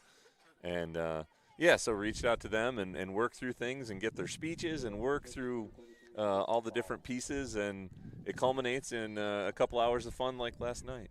Two more questions on Hall of Fame stuff. Do you have a favorite moment from last night? Other than all the stuff that I said, obviously. Yeah, for sure. There were a lot of really cool moments last night. I think one that stands out to me is Coach Steve Johnson's son, Will. Is a tremendous young man, and shot just wide there. And having him there and seeing how excited he was to celebrate his dad, I think was certainly up there. I think seeing how Coach Steve Baer, who came to introduce Roy Tesh, talked about Roy was really fun, because that's as close to what felt like a father-son sort of celebration as I've ever seen. And I think, too, just seeing some of the emotion on both the presenters and the inductees. And, they say, wasn't trying to get emotional, but it's a hard event to not. Absolutely. Yeah, there was a lot of emotion. Reggie and a few others, you could tell how much it mattered to them. And I tell you, one of my things in life is when you see someone that's driven to emotion because they care so deeply about what they're doing and celebrating such that's a lifelong accomplishment. Those are always, they pull at your heartstrings, and it's fun to see. Well, and I guess to really put a bow on Hall of Fame stuff, Greensboro trying to make something happen off the near boundary. Feed up ahead from Dawson out in front. And, what a weird carom there, and Walls is going to land on it. There was contact with Lush, and both of them were kind of watching the ball with some odd English, waiting for it to bounce, and could have been a dangerous collision between the two, but fortunately everybody seems to be all right. Yeah, good to see everybody get up there. That was definitely an awkward sort of play. More contact in the middle, and maybe a foul here on Addison Cole as there's another Wesleyan player down. We should say the injured player earlier was number 25, Caden Comerford, who came off under her own power. So that was certainly good to see. So last thing for Hall of Fame, Jerry, is they're not done yet. They have one more appearance to make at the football game tonight. Yeah, exactly. At football, I think most of them will still be available, and we will we'll make a point of bringing them out and parading them and talking about them just a little bit more to sort of conclude the weekend. But a lot of fun, a lot of work, but a lot of fun. Marcondes feeds this near side to Kendall Cam. Cam waving with her right hand to redirect some traffic, and her pass slightly off target. Goes back out towards the center. Greensboro maintains possession, but they lose a lot of that momentum of that potential attack. Now it's Dawson trying to reset to Marcondes, left-hand side. She enters the box. Nice move, left to right. Now into the middle. Marcondes turns and shoots. Ground ball to Hopper to Walls. I don't know. It's like she liked the feeling of scoring a goal, and all of a sudden, 4 shots for Marcondes. I tell you, one thing that the whole year has shown is that she hasn't had success in finding the back of the net, but her work rate is as good as anybody that you see. And I'll tell you this, too. She hasn't had success in finding the back of the net, but she's found all the other parts of it. She just had the last little bit to go. Yeah, and found teammates' feet and everything else. Every part of the post, Yep. the outside of the net. Yep. It was just a matter of time. And I think now that she's gotten that monkey off her back, so to speak, I think she could have some really special offensive seasons going forward. They say something about once that seal gets broken. Mm-hmm. Just under 33 minutes to go in the contest. Hansen comes out to get it. Loose ball out in front as she collides with a Wesleyan player. Can't see the number on her yet. She gets up, kind of holding on to her midsection. Is that 18? I think so. McKenna Meyer.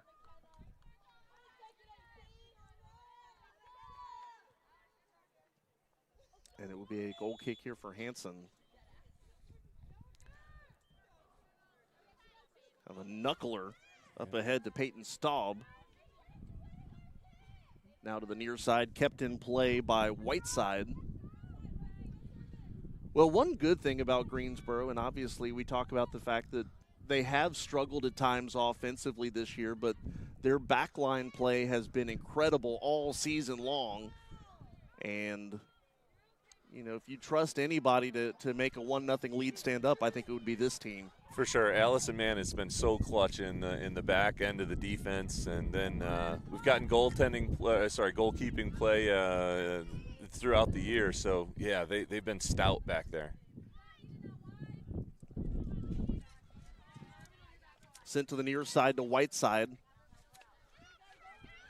Feeds it up ahead to Dell. Dell, the leading goal scorer for Wesleyan, tripped up there by Mann. Actually, I think got tripped up on the ball more than anything. Mm-hmm.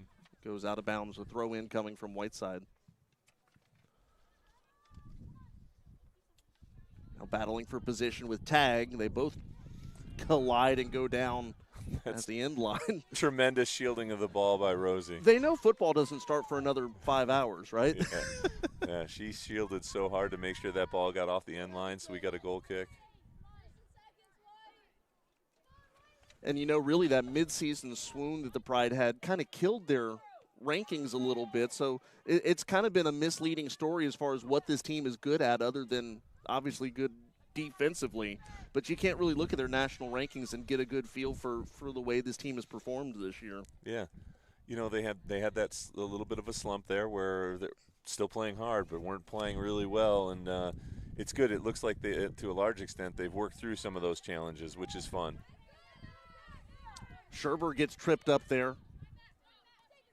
And Greensboro with it. Marcondes sending it to Dawson. Dawson turning on the jets to get to that one and keep it from going out of bounds. Now her feed up ahead to Lush. Left-hand side of the box. Lush feeds it in. No help there, and it's cleared by Wesleyan. Might have been good for Abby to stop that ball, pivot, and be selfish. Try to get an attempt on goal there when she's one-on-one. And, you know, that's been one of Coach Johnston's biggest critiques this year, is he said sometimes they pass a little bit too much, or there's one extra pass that they try to make. This one's sent on towards the far side of the box and cleared by the Battle and Bishops for a moment. Goes to Brennan. Brennan sends it back near side. That's Dawson. Dawson working to her left towards the end line. Fires with the left foot. And again cleared. Well, maybe not all the way. Taken now by Thornton, and it goes out of bounds. Under 30 minutes to go. Greensboro trying to punch their ticket. Here comes Marcondes on the ground and again cleared. I noticed at halftime Marcondes shed the long sleeve undershirt. She did. It's warmed up a little bit. It's warmed up a little bit. I am confident that Coach Johnson would have said, have a goal, have a crack at it there. Marcondes with the left foot. Long feed across looking for the header of Lush. And Abby Lush, I don't think she mistimed it. I think it's just a little bit too far out of her reach. Yep. Need to be a few inches taller there. You can coach a lot of things. Unfortunately, height is not one of them. No, very hard.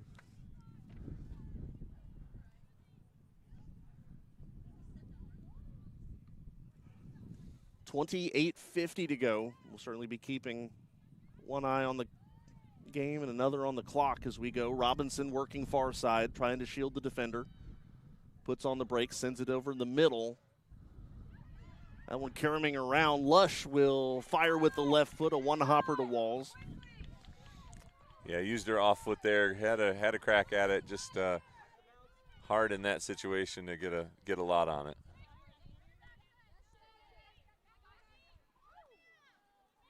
Battling for it just outside the North Carolina Wesleyan zone. Here they come. It's Meyer.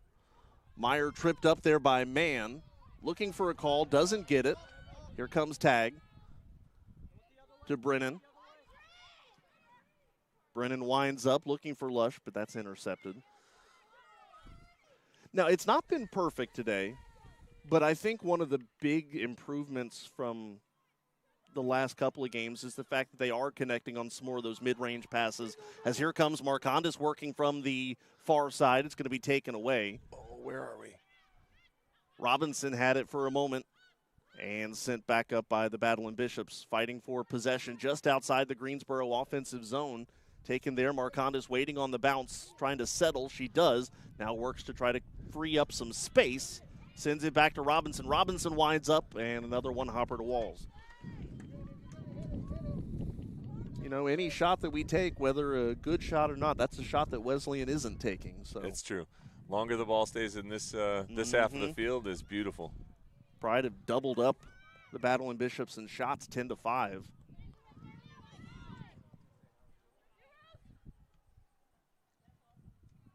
And that's been the thing for the most part. I'd say about 2/3 of the year, Greensboro has had the advantage in shots. There was kind of that stretch in the middle, like we alluded to, where just nothing was going. And offside's going to be called on the far wing. 26:45 to go. Yeah, she wasn't pleased with that at all, but coach didn't respond.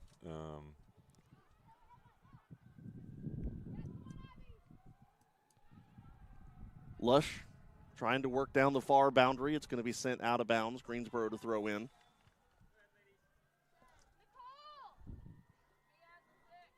Lush was about to throw it in. I don't know what the whistle was for other than the sub. Here comes Brennan for Friedlander. Also checking in is a number 24 that I don't have on my sheet. Yeah. Coming out is Nicole Goodwin.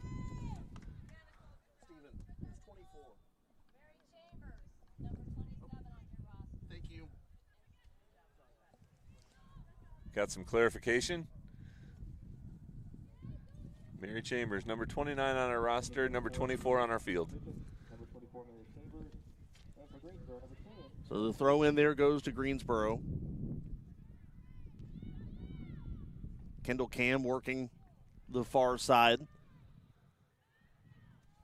Redirect back to Cam, tries to send it to the front of the box, taken away. And Taylor pops it back to Cole. Cole sends a sky ball up in the direction of Marcondes, but taken away instead by Thornton, who feeds it back up just shy of the center line. Pushed away by Mann. Greensboro again retains possession. Dawson, a quick poke to Marcondes in the middle. Looking for Lush. Lush runs into a wall of two defenders, and it's taken by Walls.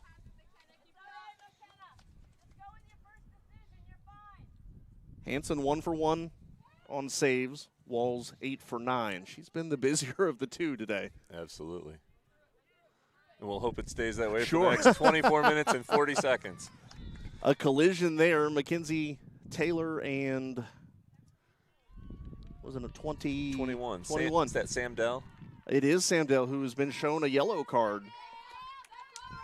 First yellow of the game for Wesleyan.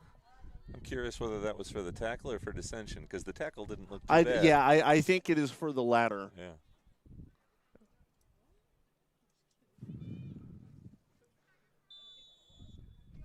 And so Cole will send it down the pitch, right to a North Carolina Wesleyan defender. And now she's tripped up down over just at the entrance to the offensive zone. Here comes Robinson into the middle to Lush. Lush trying to get through a couple defenders. She gets tripped up, and Friedlander fires that one well off the mark, but Walls will snare it out of the air.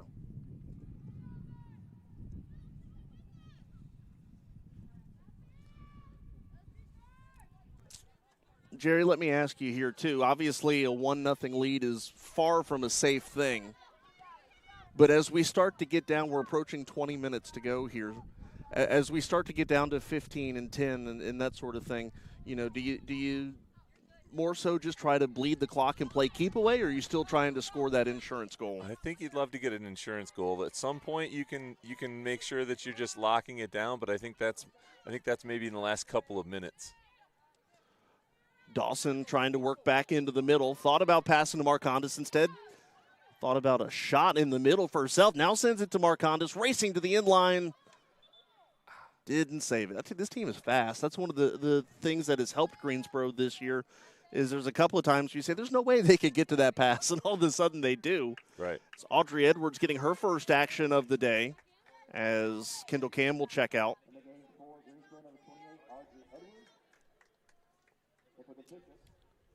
Edwards has her upper leg heavily wrapped.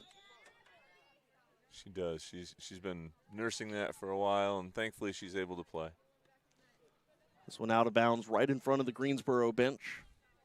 22:50 to go. Well, we were talking about the Hall of Fame and homecoming, and didn't even mention the fact that it's senior day today. Paige Cowenhoven and Hillary Grayley and Allison Mann all being recognized prior to today's game. That one's going to be a throw-in.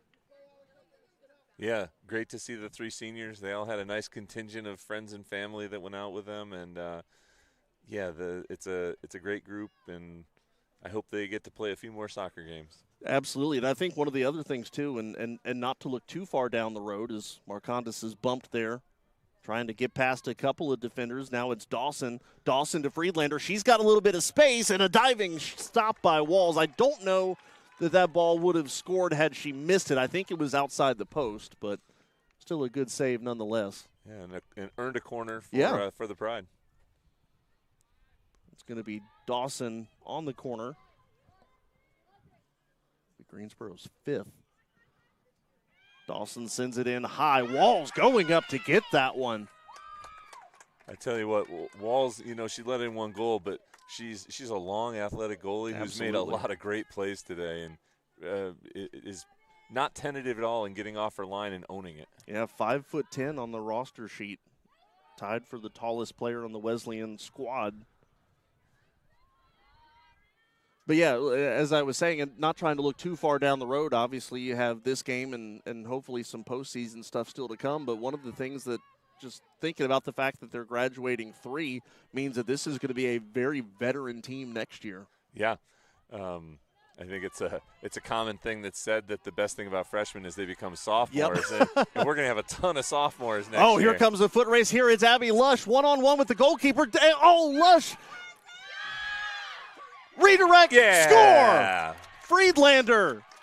Lush tried to get that one around Walls. The back line of Wesleyan stunted her, but Friedlander on the rebound puts it in top left corner, and Greensboro gets the insurance. It's 2-0.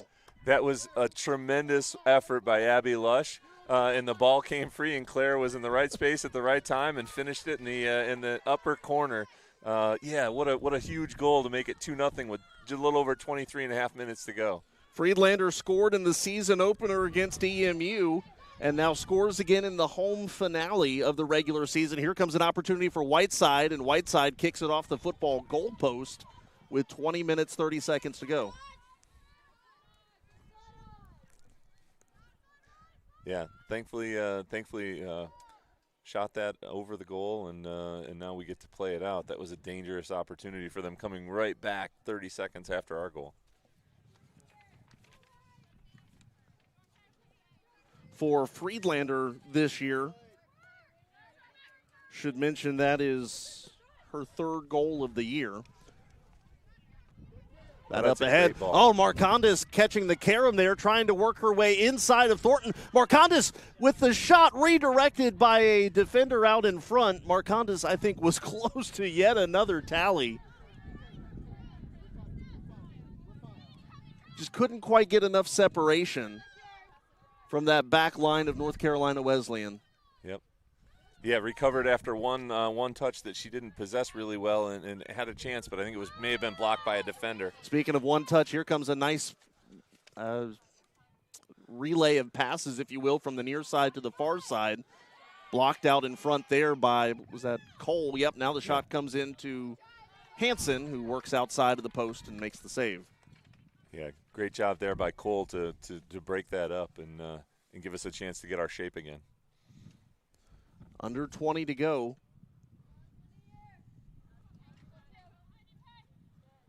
And I wonder, too, now that they've got a little bit of that insurance, as you mentioned, as Dawson makes a nice play, sends it out of bounds, if maybe you start to bleed the clock a little bit sooner now.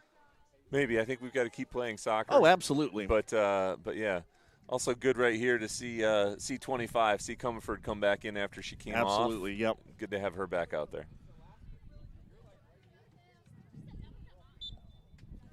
Throwing it in is Farrow. Looking for Whiteside. Whiteside trying to get around Edwards' man, sends it up to Lush. Lush kind of spun down there by Thornton. Fighting for possession in the middle third. And here comes Sam Dell now looking for Whiteside, taken away by Edwards, now to Mann. Mann sends it back over the center line where it's quickly returned by North Carolina Wesleyan. Now to Petroskas, who's just entered back into the game. That will roll out of bounds. Wesleyan will throw in. Yeah, I think the dangerous thing about these last 18 minutes is that North Carolina Wesleyan has shown a great knack for counterattacking really quickly. So as much as we want to possess here, they move out and travel so quickly with the ball that we'll have to stay on it. Lush looking for Marcondes. That pass intercepted. Goes back to Petroskas on the ground. Teams fighting for positions. That ball bounding towards the far boundary and out of bounds. 17:30 to go. Again, win and in for Greensboro. Then we don't really have to scoreboard watch, at least for women's soccer, right, the rest of the way. We'll still keep an eye on the men's. By the way, that Pfeiffer SVU men's game has hit halftime with the Falcons ahead 1-0.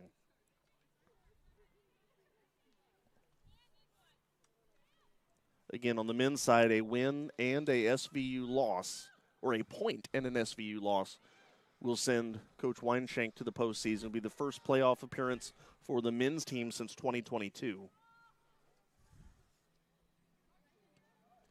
Walls on the punt high towards the boundary, sent and kept in by Whiteside.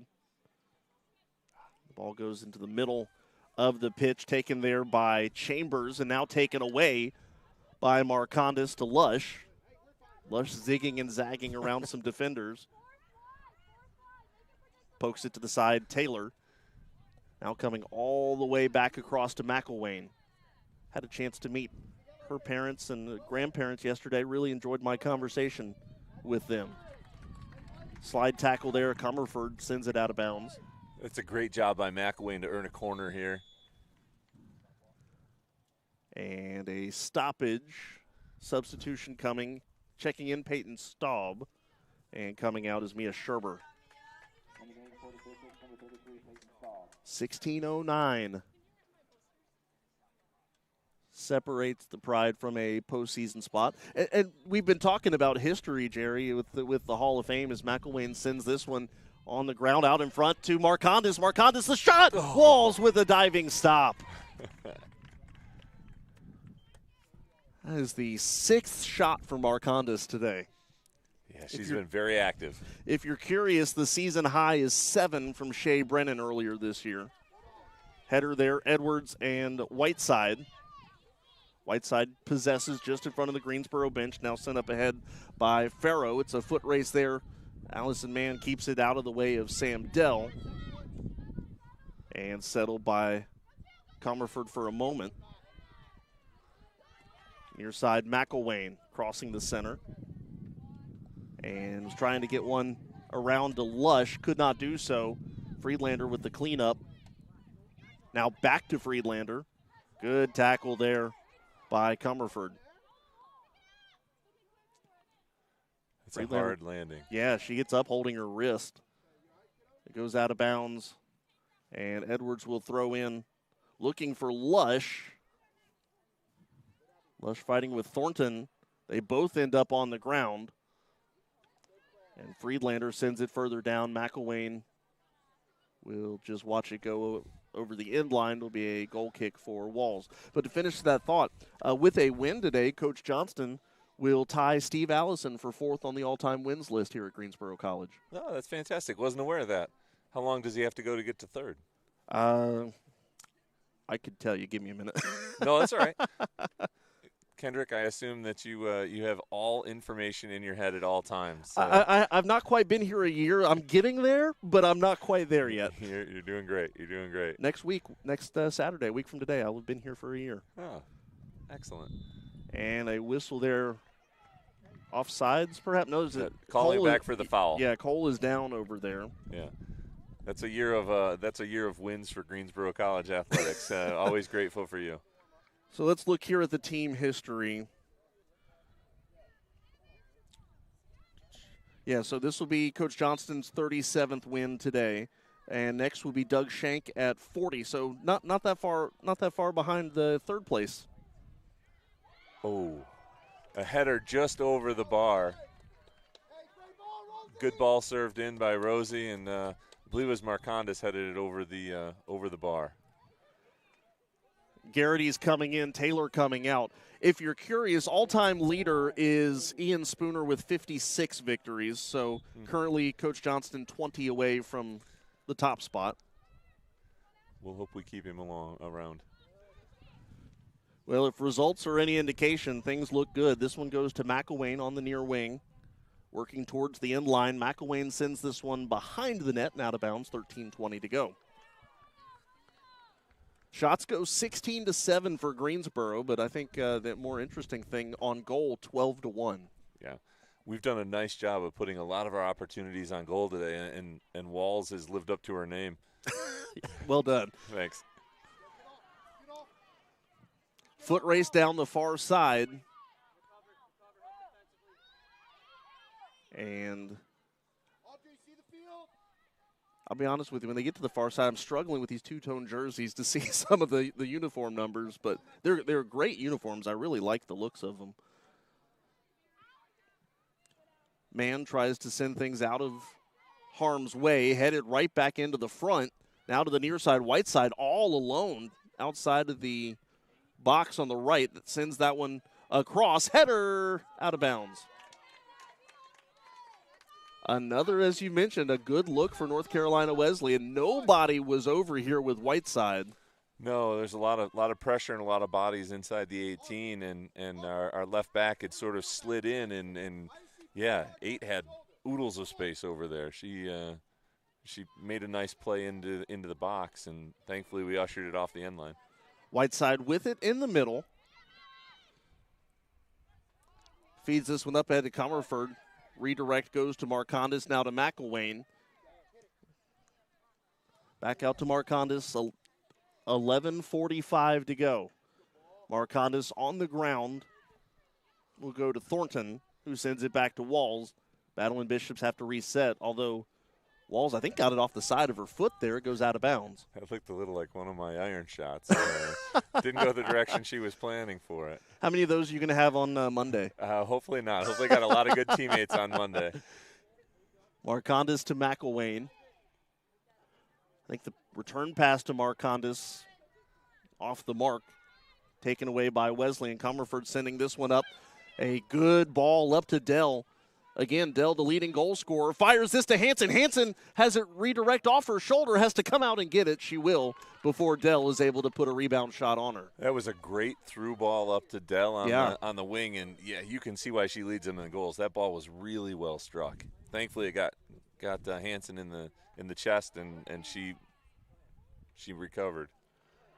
McElwain and Thornton battling for it. It goes out of bounds. 10:40 to go.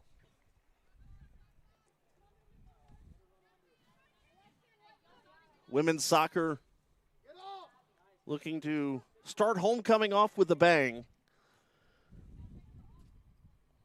Sent out of bounds will be a throw in for McElwain. Lush back to McElwain, just in front of the near post, and a whistle, or near flag, rather. And I'm going to guess it offside somewhere. I was looking here in the corner and didn't see anything else further up the pitch. Yeah, I'm not sure if that was an illegal throw or an offsides, what that might have been.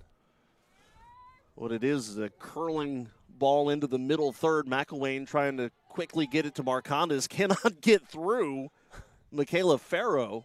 Now he gets to Marcondes. Nice footwork there. Marcondes gets around Farrow.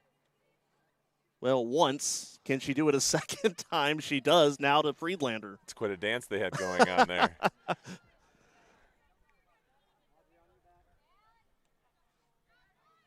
Wesleyan starting to set things up offensively again. Now sending it all the way back to Goodwin, who in turn sends it back to Walls. Under 10 minutes to go.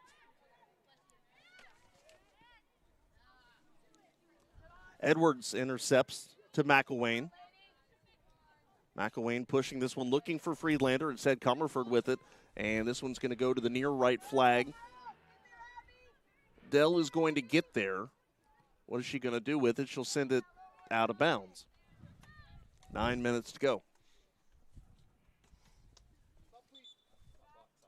And a whistle and substitutions coming. Dawson coming in for McElwain. Checking in for Wesleyan, Scherber, and Eliana Butler.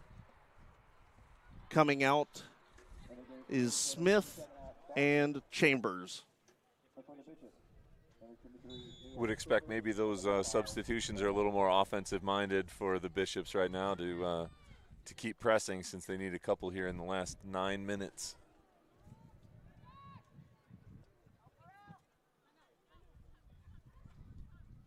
Well, if nothing else, with Butler, they're adding a 6-footer. Give you some height. Oh, that's a great ball. Up ahead, here it comes to Petroskas. I think she overran it a little bit. Loses possession, and North Carolina Wesleyan gets out of harm's way. That was a beautiful serve ball that I agree. I think she just overran it, and we've got it back in the attacking third. So I guess everything's well that ends well. Marcondes dumping it off there to Petroskas, sends it back. I think she was trying to play it back, and we were in an offside position, so she didn't play it and went off the end line. 8 minutes to go. Walls sends this one up the middle. Redirected there by Cole to Marcondes, who's ridden off the ball there by Staub. Back to Marcondes, sends this down into the corner. And in on the goal, Walls will clear to Butler. In the middle now to Staub. Sending this one in the direction of Whiteside, but it finds Edwards, who sends it back down. Now redirect off of the foot of Whiteside to Comerford. Tries to go in the middle to Dell, and instead, I think, misfires, and it goes to Allison Mann, Greensboro with possession. And it looks like they'll start to slow things down a little bit here with 7 minutes to go. Nice to see them drop it back to play control. Long feed there from Marcondes. Here comes Dawson, and Walls will get there first.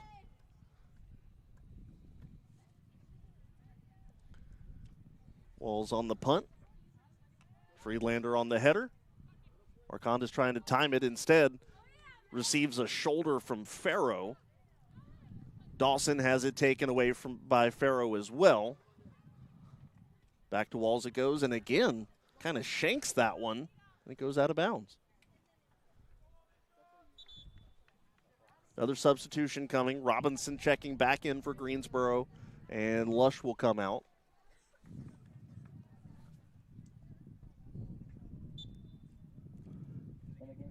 So, Jerry, 6:35 to go. It is 1:16 currently. How about an estimate of what time the men's game would start? I think they're going to start at 2:30 on the dot. Okay. Yeah, I think so. So with that being said, I know we have originally said the pregame show would begin at 1:40. We're going to push that back accordingly, and our pregame show for the men's game will begin at 2:10 or so. Shot there from the corner from Dawson. Walls will smother it. Yeah, whether that was a shot or a cross, she definitely put it in a dangerous position, and again, Walls is there. the Great Walls of Wesleyan. There you go. Great name for a goalkeeper. Yeah, for absolutely. Sure. For sure. 5:45 to go. Time starting to become a factor for the Battling Bishops. Now, for Wesleyan,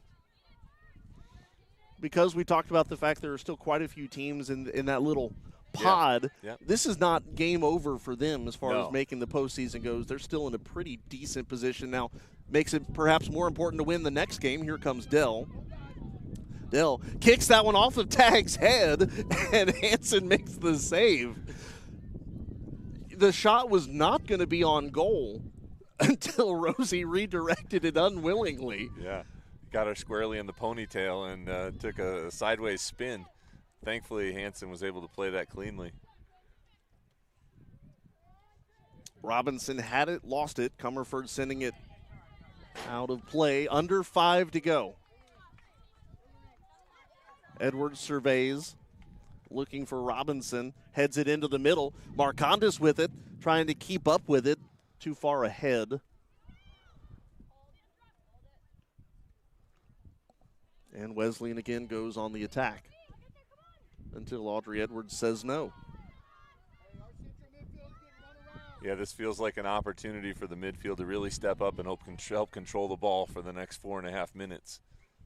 Petroskis with it on the far wing, pushing the issue, but Butler gets there first. Actually, that's not Butler, I'm sorry. That was 12? Yeah, Goodwin.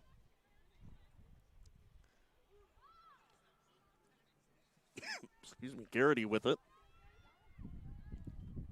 To Cole. Looking for Tag. Rosie sends this one high in the air to Marcondes, trying to settle. And she'll work to her right. Now sending it down towards the end line where Walls will snag it. 3:45 to go. I'm sure that Coach Johnston would love another one, but if we can keep the ball in our offensive half for the next 3 minutes and change, I think we'll all start homecoming in a very good spot. Robinson has it sent out of bounds by Thornton. Another whistle, substitutions coming, and it is to put the senior Hillary Grayley back out for Addison Cole. And unless an epic collapse in the next 3:27, Saturday's road contest, or Wednesday's road contest, rather, will not be the end of the 2025 season.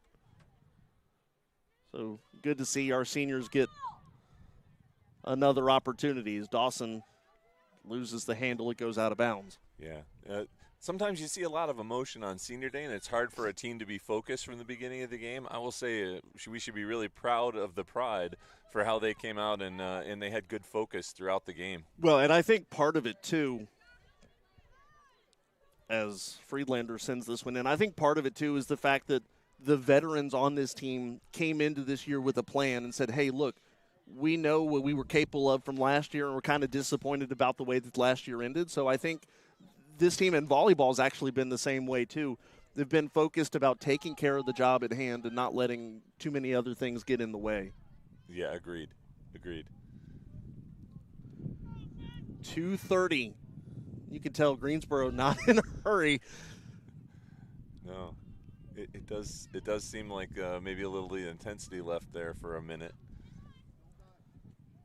Well, from one side anyways. Right.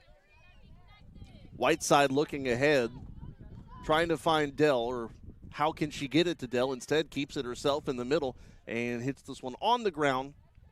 Hansen will land on it, and that is Cheyenne's fourth save. 2 minutes to play.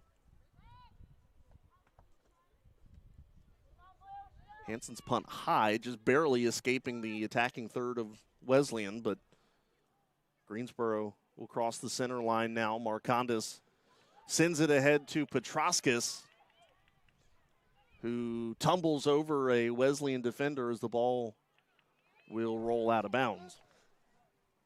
Yeah, it might have been a call if it wasn't 2-0 with 90 seconds to go, but I think everyone can pass on that. More substitutions. Shaw, Shortle, Carroll, and Elliott all coming in. Edwards, Garrity, Friedlander, and Marcondes out. With 1:29 to go.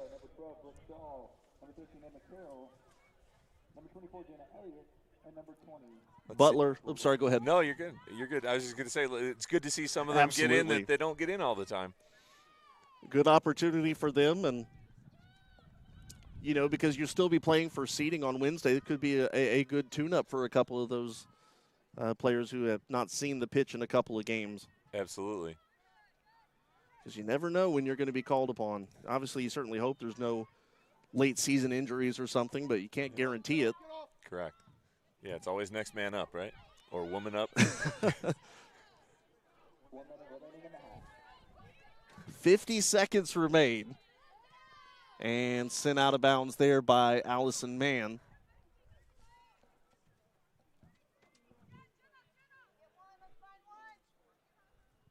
See the intensity from Wesleyan. They're just trying to hurry up and get any looks they can. Yep. Tightrope on the far end. There's a whistle. And I don't know if it was out of bounds or I think so. Line, yeah. There wasn't a whole lot of space between Allison and the end line. No, very little. And she pushed her way through, but I don't think the ball stayed inside. 10 seconds left. Whiteside getting in the way of that Hanson pass, and North Carolina Wesleyan stood in the way of Greensboro finding the postseason, and they stand in the way no longer. Greensboro College, for the second straight season, getting it done here at home and punching their ticket into the postseason. A win today includes the green and white in the 2025 USA South Tournament. And Jerry, a 2-0 victory today, and again, another strong performance by this team, and back in the postseason again. Yeah, great to have them in the postseason. Great to see a complete effort like that. We played 85 minutes of good soccer, which is great. Excited for them and excited that there's at least 2 games left.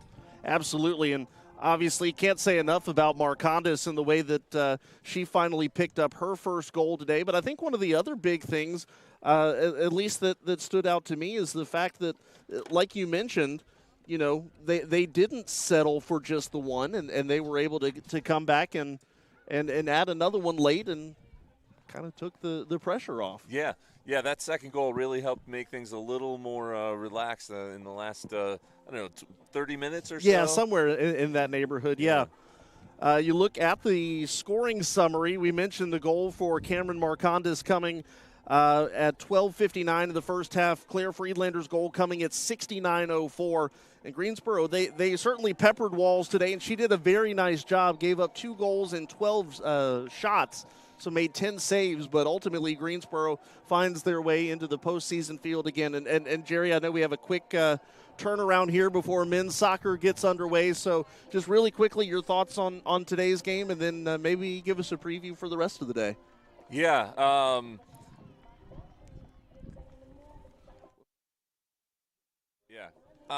This is a fun game. Right now, we're in the middle of the table. North Carolina Wesleyan is ahead of us. They're always a very good team. I asked Coach Weinshank a little bit about this game because I usually try to get a little bit of a scout. Right. I won't say too much, but he said they're really good. They are really good. They possess the ball. They score well. They've got a lot of good players out there, and thankfully, so do we. So I'm excited to see this one. I think this could be a high-quality soccer game, and it'll be fun to see this one. As we look forward to the rest of the day, yeah, we've got Brevard in football here at 6 o'clock. The first night game in the history of Greensboro College football, which is a lot of fun.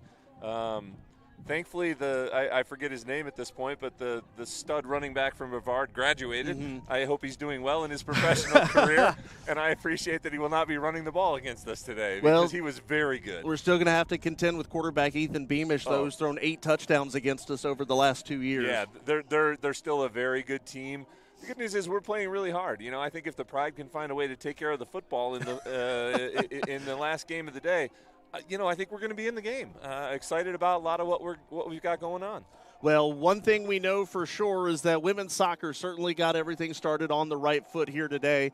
With a 2-0 victory, they find themselves in the postseason field yet again. One final look at the stats here.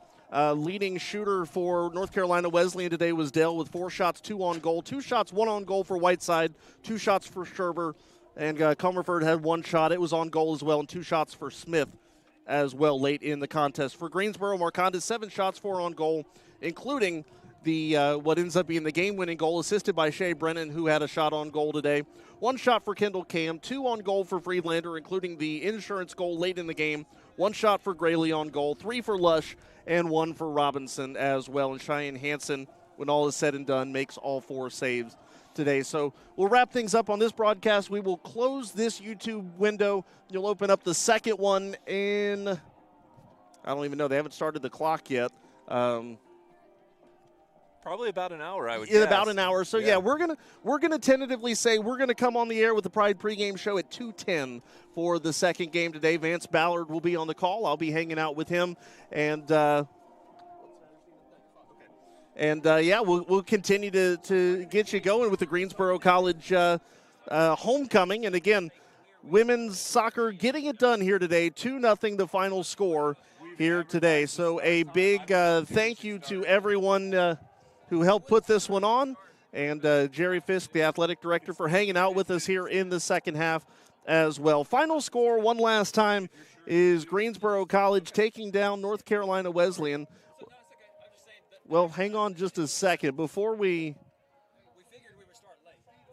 go off, I wanted to ask, it sounds like we're confirming a start time here, or what was that discussion? Yeah, no, I think the conversation was, once again, the AD is the last person that should be answering some of the questions. But we've got a 2 o'clock start time for the men, not 2:30, so we're not ahead of time. We're okay with where we are, but we're probably going to end up getting this game started sometime around, say, 2:10 or 2:15. Okay. Which means your pregame is probably going to start around 1:50, 1:55, something like that maybe. Sounds good. So we will adjust that, and we will say a 1:50 start time for the pregame show for men's soccer as they take on North Carolina Wesleyan. But again, women's soccer gets it done. 2-0 the final score, and Greensboro College is a postseason player yet again. A big thank you to our game day staff, our sports information director, Stephen Weidenhouse, and my analyst and athletic director, Mr. Jerry Fisk. Thanks for hanging out with us here today. Thanks for having me. All right, Pride. Yeah, absolutely. I'm Kendrick Fruits. I can't wish you a green and white good night because we still have an awful lot of sports here to come, men's soccer and then football. So have a green and white lunch. We'll talk to you here in a little bit on the Greensboro College Sports Network.